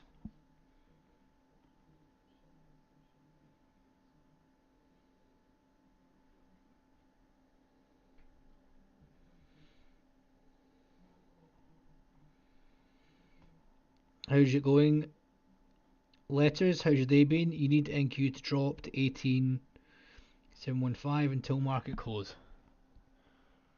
Oh, that would be nice. I mean, my opinion, I would think we're going to struggle to. Well, to be fair, 30 minutes, anything can happen, right? Anything can happen in 30 minutes. Well, what I mean, not in the next 30. I just mean when all the orders come in, so it can really get the market to move. But right now, we're poised to just essentially reclaim this breakout area and then end in balance right now. That'd be great. I'd appreciate that, Craig, if you could. I don't actually even know if there's anything set up on it. I just know it's a free trial. But I think there's maybe a slight kickback. I'm not entirely sure. But if you do, that's greatly appreciated. Helps out the channel. If you want these configurations, Craig, what we've got set up, I'd advise you to watch the videos on the DOM and stuff, so you can understand it a little bit more. Just so you know what you're building, because you need to really make it your own. But I can send you these templates for anyone that wants templates and stuff. I can help you out with that.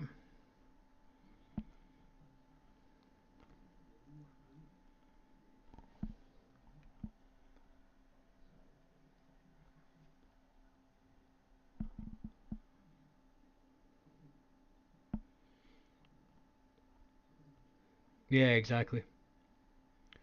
No problem. Craig, there's a number of Sierra chart tutorials. When you first get Sierra, just work your way through them. One of the best ones is being able to drag around the chart here like Trading View. I think I've got it as move around the chart like Trading View. My titles are not very creative. But yeah, it's a big difference. So you can do that, and you can press like Control, clicky the mouse, and and squish and expand and stuff. Pretty much like Trading View, because that was many years ago when everyone starts a Trading View because it's the most, it's the easiest access platform. One of the cool things about there is it's been able to drag around. It's quite easy to chart. So if you If you set up the platform like that and Sierra, it just makes it easier to move around. To be honest.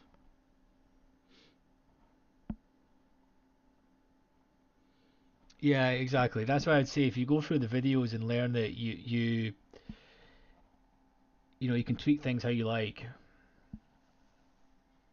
I don't know, what do you guys think of the DOM configuration? I basically built this myself, to be honest. What do you guys think of it?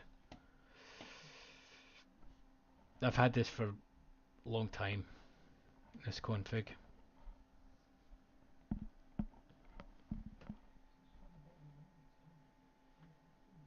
And if you watch the best settings for the DOM, it covers. I need to do a follow up on that because there's another few things I forgot to cover. So I'll do a second part to the that video.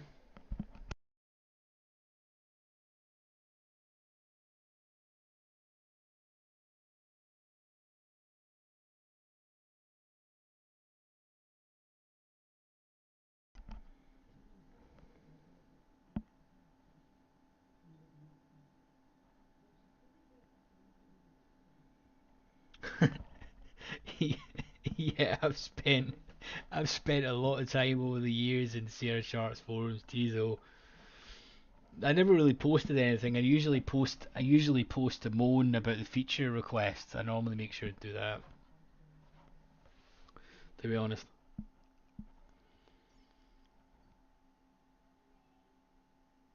but yeah, great platform. They're just not really commercialized it. It's really just built by developers. You can tell.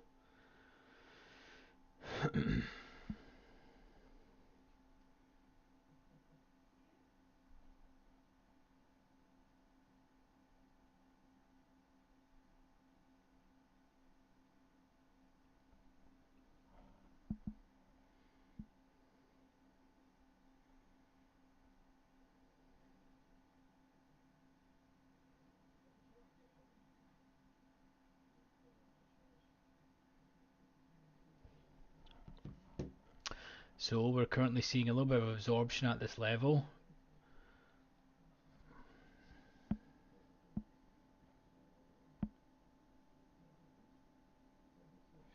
We cover market profile stuff on the channel. There's a market profile vid. I don't go into massive context about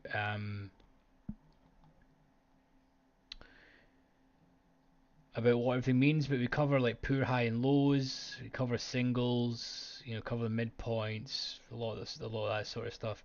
If you've got the patience for it, check out Jim Dalton.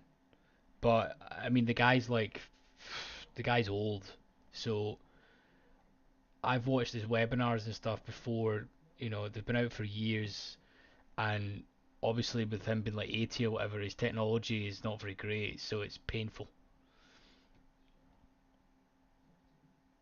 But if you want to watch the video, I typically just change. You know, I'm always slightly tweaking the aesthetics. You know, because if I full screen this, right, you know, you can see I've got the monthly profile that I added. Um, for market profile, we'll make this a bit bigger. So this has been the week so far. This is the previous week's profile. I've also got these filtered for regular trading hours only. Okay, I draw the monthly profile in as well, um, just so that you can see where large amounts of volumes were done and where the market's left prints. So you can see the market is just blasted through this area. You know, you can see that visually as well. But yesterday where we stopped at this higher volume nodes and essentially where the market had left a gap, to be honest. So that's us just filling out that gap. And now we're now back into pretty much the top end of last week's value, right?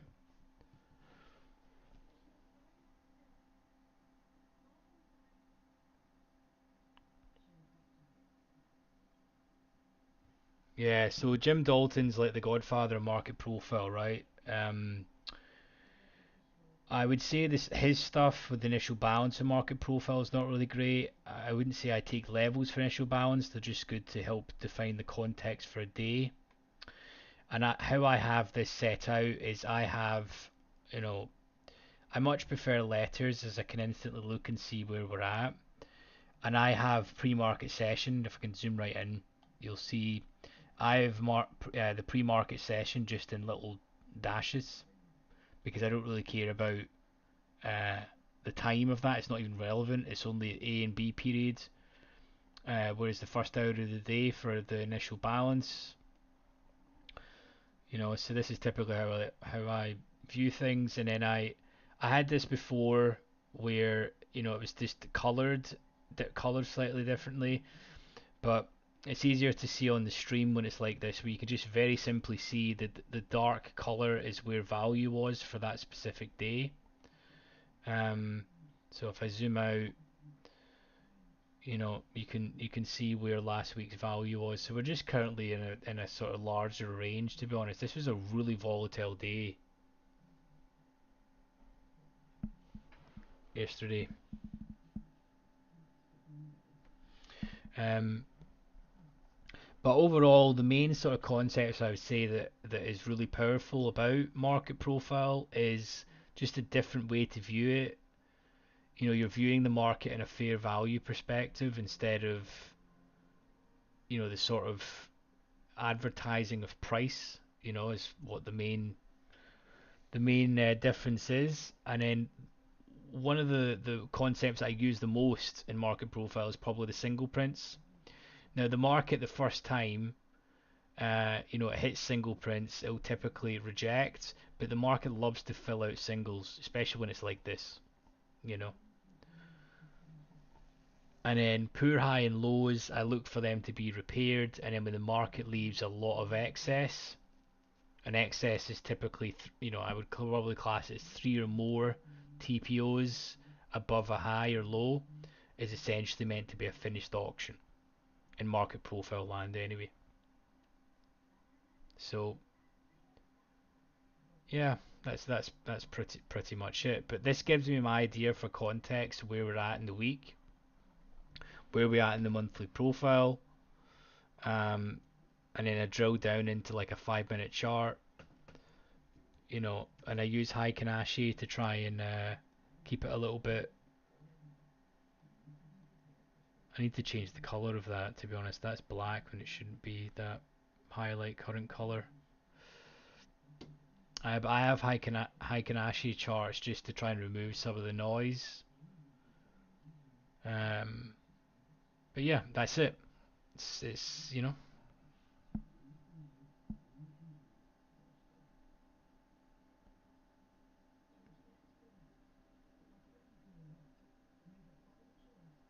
Did I get any longs? No.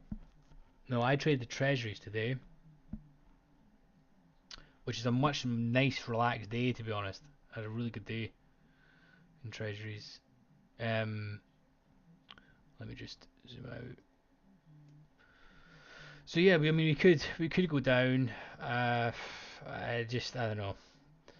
We're going to struggle to get back down here, to be honest, because the market's. This is the point of control.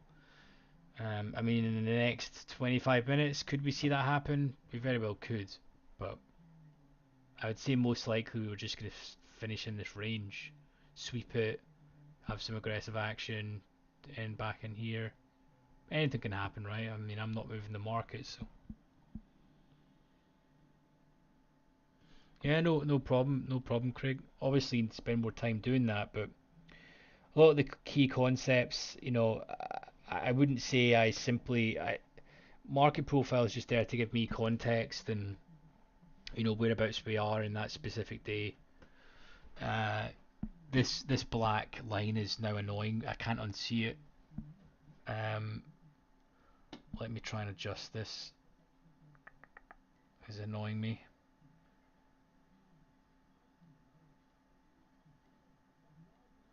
What color will we make it? Is this? That'll do. There we go. Woohoo! It's not black anymore. That was annoying. So you can see.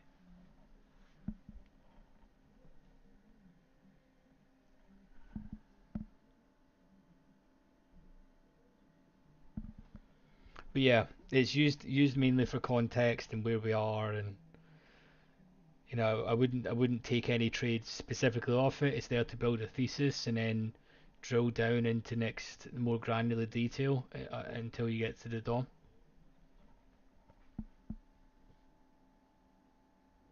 Nice, Chris.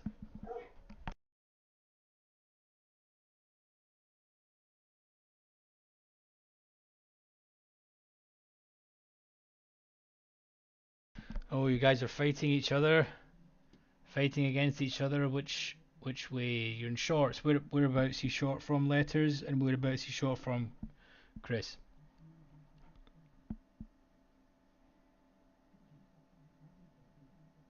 It's too cold here. Whereabouts you from, letters?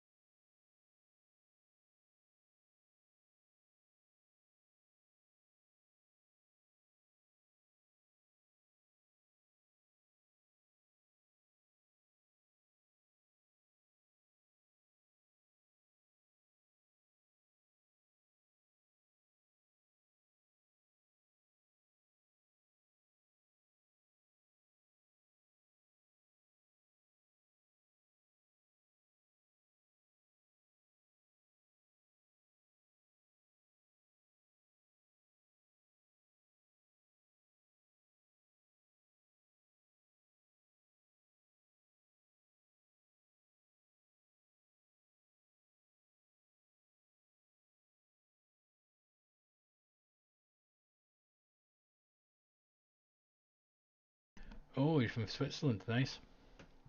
Very nice.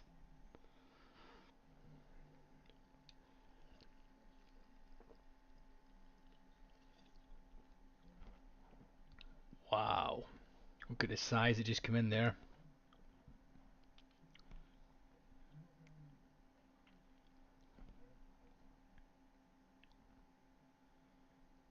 Somehow I don't think we're going short anymore, buddy.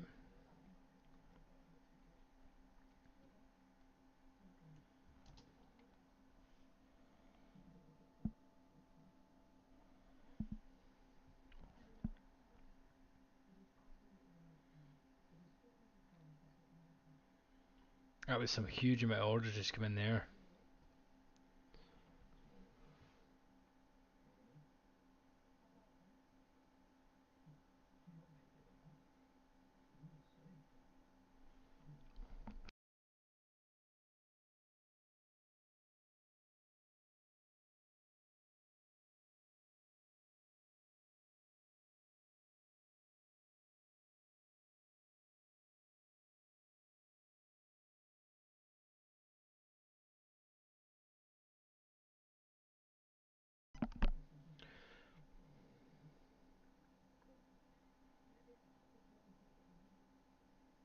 Yeah, it looks doesn't look the best at the minute.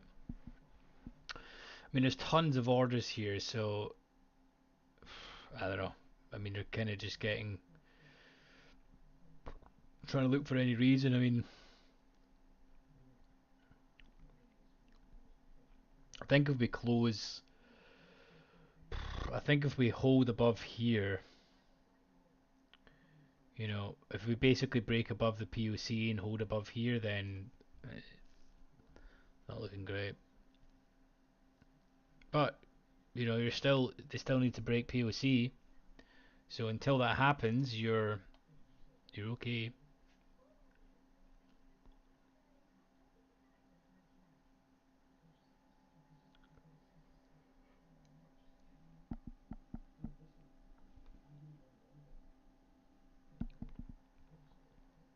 I think that once that iceberg broke, that was the short. You'd have had to have seen some absorption. We did see a little bit there, but when you're seeing that, the market needs to go pretty quickly. I mean, we've been there for 20, 25 minutes here, and the market needs to be hitting with some size, and sellers need to then start being aggressive. We didn't really see any sort of seller aggression come in, and you need to see that. Also helps if the bid has been pulled, right?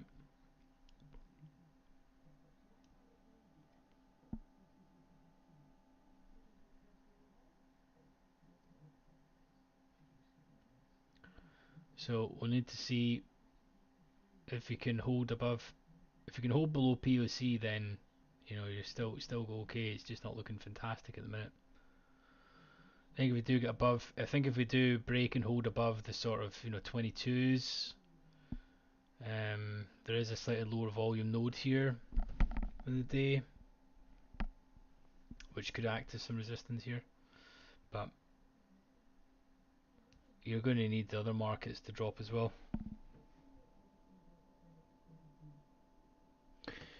Craig, so footprint charts.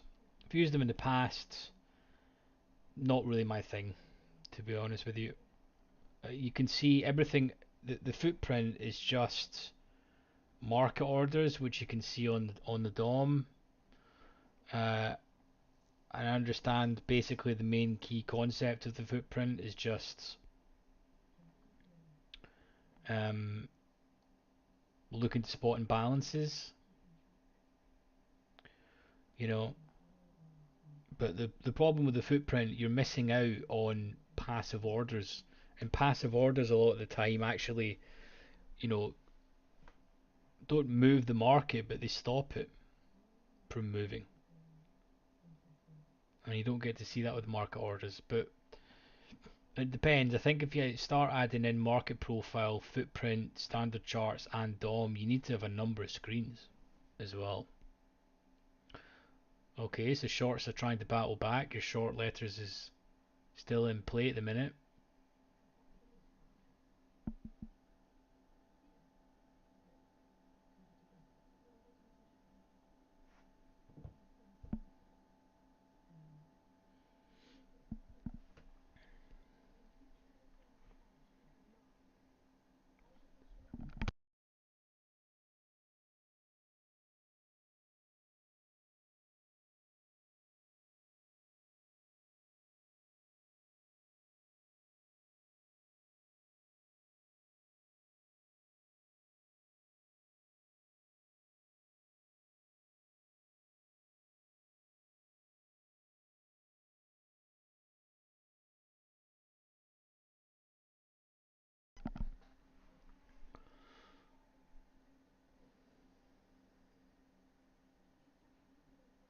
Use volume profile. Once master on footprint, I will be unstoppable. Sure.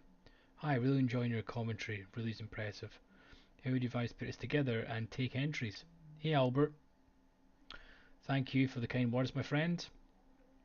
Um, so, if you want to see how to spot absorption, how to realize when the market's been pulled, watch the playlist. The playlist is OrderFlow walkthroughs. If you go and watch the videos on there, I added a part to it this morning where it's just a basic chart and you add some of the key studies onto it to sort of do your market prep. Then you need to sort of drill down into things, but watch those videos because you need to the DOM is to be used at key levels. It's not just to take random trades off. You need to do your prep. So very simply, you're looking to take a breakout or a key level, below single prints, so you know that there's got some downside if the market hits it, but you want to see the bid been pulled if you're selling into it, and you can see that in the DOM just as a trade idea, right, or a trade plan. Or you're looking to take a you're looking to take a retest of a breakout area. You ultimately want to see absorption, then you need to see some aggression and the favor you're looking to go. It's another trade thesis. But ultimately, the DOM is your final part to refine your entries and exits. It's not, you know, you need to be looking at a specific thing. And the harsh reality is majority of stuff that you see in the market is not tradable. So you need to do your prep, work out levels that you're looking to do business and looking to pay attention at. And then when the market gets to those levels, look for behavior that on the DOM that is there to support your thesis, and then just execute whatever your target and stop is going to be, go for it. Um, but I would say take the VIX into account. If you're looking to take a huge move, be prepared to sit in it for a while. But order flow, you can normally, if you're timing it correctly, you know, you're if you look at the trade earlier, it was a great example in the stream when the iceberg broke. I think it was 17s. Yeah, yeah, 17s broke earlier. There's an iceberg holding it with like 1,000+ contracts. The market cracked and we had some correlation, and the market dumped like 20 ticks. And it was a straight line as well. It was, you know, so it takes time to do it all.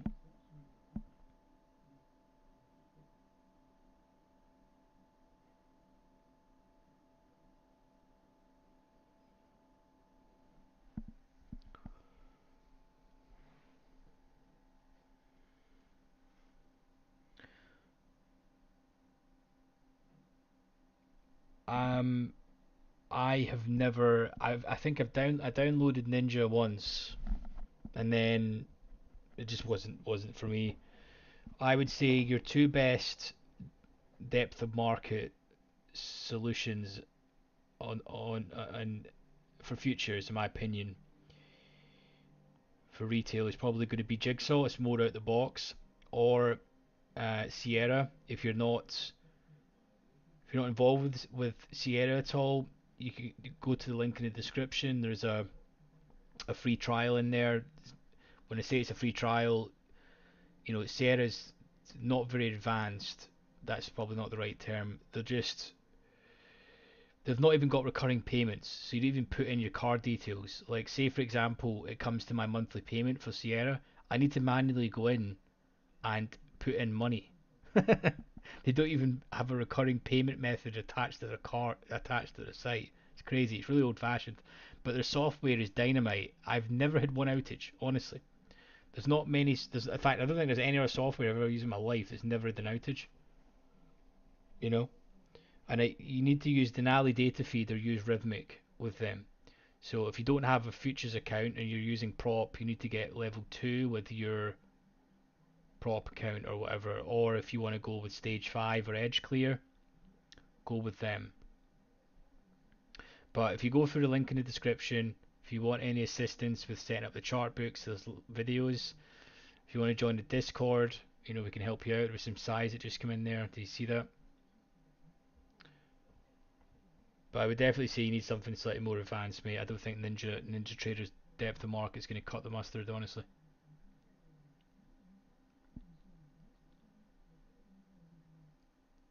And once you get it all configured, you can help with the templates. But Sierra, I would advise you, man. It's a difficult beast. It takes quite a steep learning curve.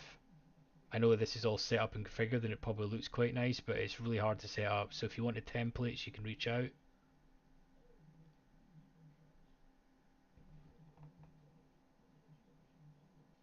But you can try Sierra for 2 weeks for free with delayed data. In order to get what you're seeing in this, you're going to need full L2, and then you can decide if you want market by order quantity, which is the large orders you see here. The 25s, there's 100 lots sitting. 18s, there's 50. So it shows you where large orders are in one clip or in one order type. No, you need full level 2, Albert. You need full level 2 to see the depth of market. When it's level 1, you're just seeing literally level 1. You know, you're seeing this price and this price. You're not seeing anything way down here. For example, you can see all these orders down here. For example, you know, so you can see when the market goes down here, is it not going to provide you value to know that there's some size sitting here? And these have been sitting here for a while. So the longer these orders sit here, the more likely they are to be filled. But I don't think you need to get package 12 with Sierra. You're going to need, if you're looking to execute, you're going to need probably package 11. Uh, the full suite will probably set you back something like, it depends on what markets you're trading. If you're just trading ES and NQ, You don't need to take the full CME group. You can probably trim it down a little bit, but you're going to need full level 2 for.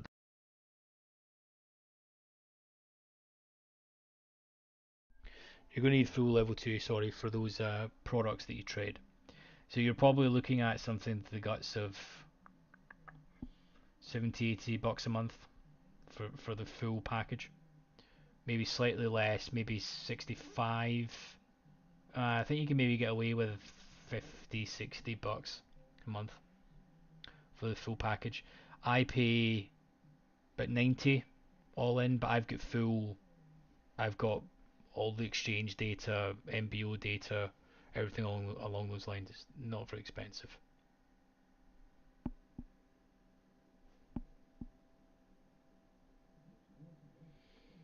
Yeah, I would say honestly, Sierra is not expensive at all for the value that's in it. And honestly, it, you know, other platforms like Ninja, Tradeovate, um, Quant Tower and stuff, you know, they're they just have a lot of outages, honestly. And I'm, Sierra is just I've never had another platform in any other software. I actually work in tech. I should run a tech company, and it's so difficult to have a platform like this. Imagine with deep integrated APIs into data providers and not have an outage. Incredible. What a platform they've built, man. And clearly it's just built by really good developers, and that's actually a good sign when you go to the website and the website is trash. It's really old fashioned, but that's a good thing because it's built by developers. Developers are back end dudes. They're clearly not front end developers. So, in a way, I actually like that because this is a back end platform, where it's doing so many things.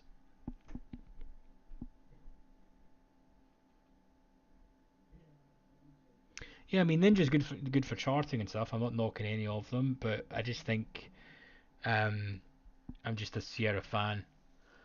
I would say the other one that's really good with the DOM is Jigsaw. Jigsaw is a really good DOM.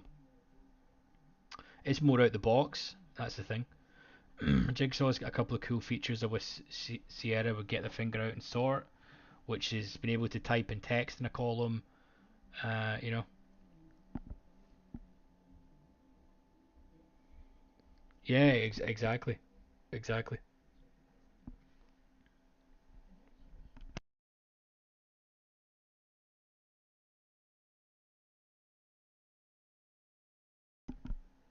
That's the thing. The platform sells itself, right?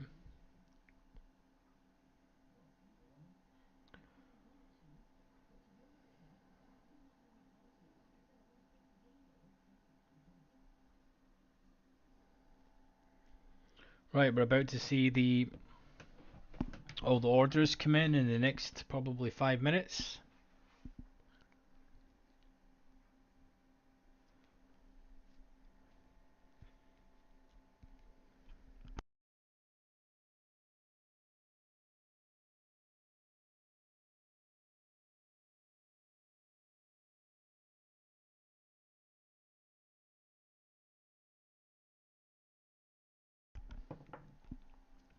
We're going to clear the DOM. It's now or never for your shorts letters. You've probably got 7-8 minutes. We just think we're going to end in this balance, to be honest.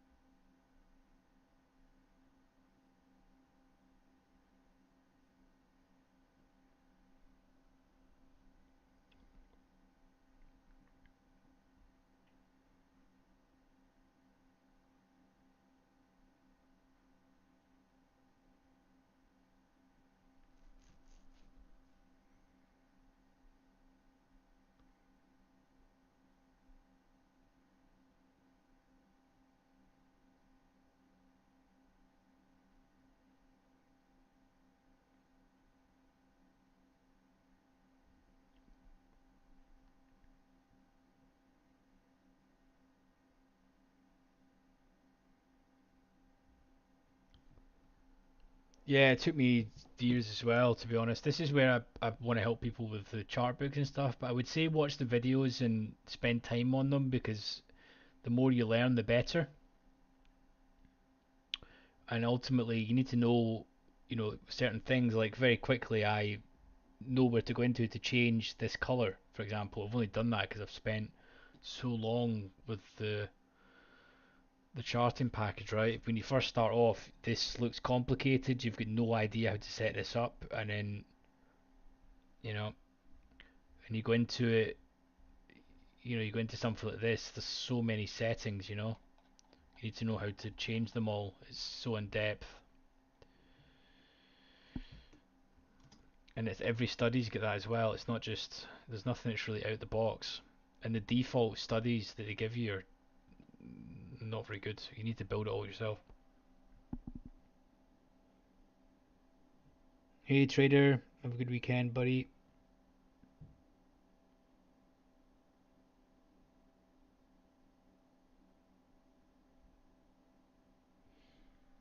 No, that's majority of retail is day trading, mate. I wouldn't be holding a short into the weekend, to be honest.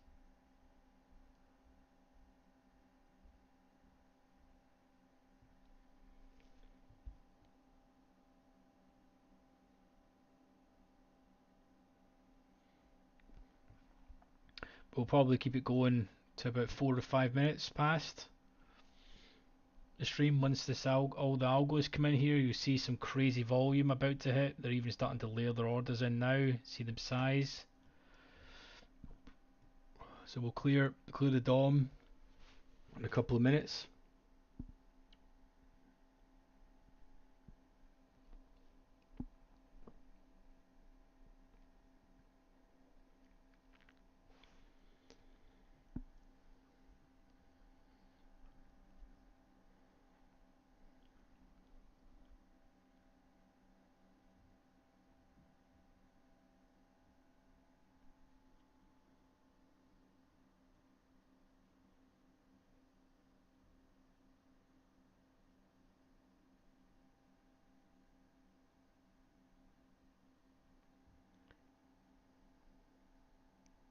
Yeah, it is a long weekend.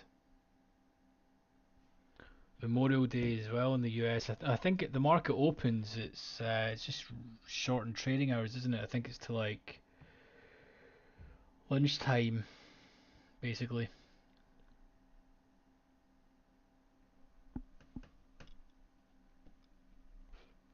Right, we'll clear this and let's see the volume that's going to come in.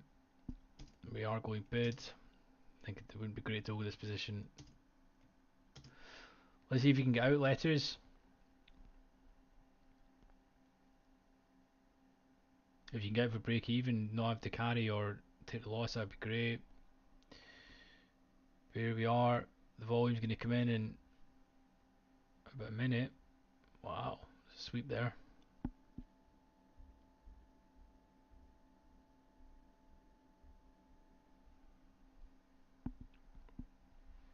Here we go.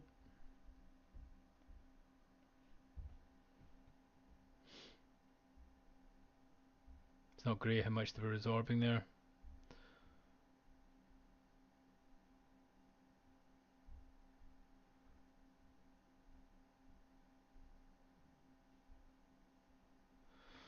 Okay, size coming in about 5 seconds. It's ready coming in, to be honest. Here we go. Look at the amount of orders. We say this every day, but it's still crazy to see.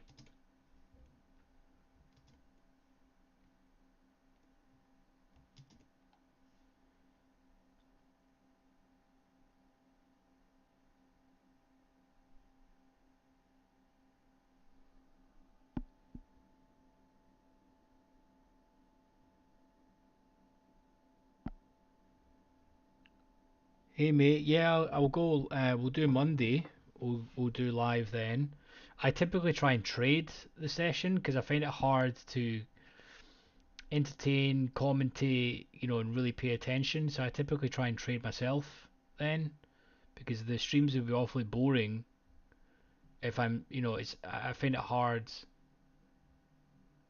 to execute and talk at the same time. If I'm honest with you, but I'll try and make sure we do it sometimes. DJ, want to make sure and provide you guys with as much value as possible. So it looks like we're just going to finish in the range here.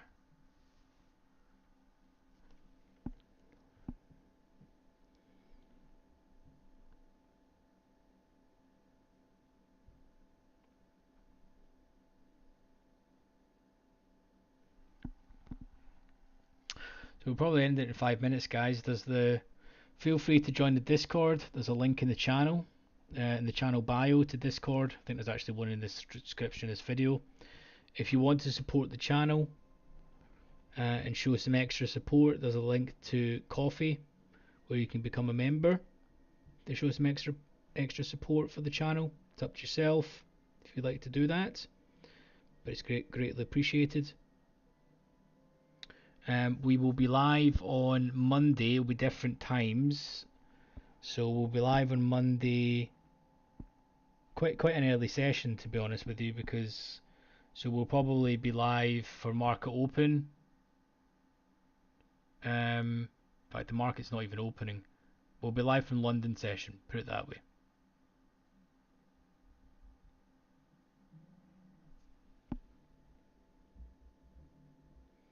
Albert, no, probably not, mate. If you watch the Think with Bookmap thing and actually watch the DOM, I feel it's kind of exaggerated. I think sell stops and buy stops and icebergs, unless you adjust the thresholds, I would say. I mean, it's okay. It's a decent enough platform, but I think it's overpriced for what it is. If I'm honest, it's going to set you back quite a lot per month. And I think the volume bubbles and dots that you see there are not very accurate, if I'm honest with you. Unless the dude that runs that YouTube channel has just got the settings wrong, which I doubt. I just don't think it's the most accurate thing. But he does a really good channel there, and if you can, I would go and advise you to check that out first before you get anything there. But in my opinion, I watched it a lot and I didn't really see any real value from it, honestly. I think it's overpriced versus the likes of Sierra. But we'll call it a day there, guys. Make sure and check out the playlist for any order flow if you're wondering how to read this. And make sure and join the Discord where we've got a lot of like-minded traders, and I'm typically going to be chilling in the Discord this evening, so you can ask any questions in there. And the coffee as well. Okay, so I'll catch you guys on Monday. We'll be on pretty early. I'll let everyone know in Discord what time to be expecting that, so we can actually see if there's any. It's going to be super slow, right? But we can discuss order flow when it's nice and slow. So until then, bros and broettes, I hope you guys have a great weekend. No problem, Craig, my friend. Thank you very much. You guys have a great weekend, and we'll catch up either this evening or on Monday. Okay, stay safe, everyone. Peace.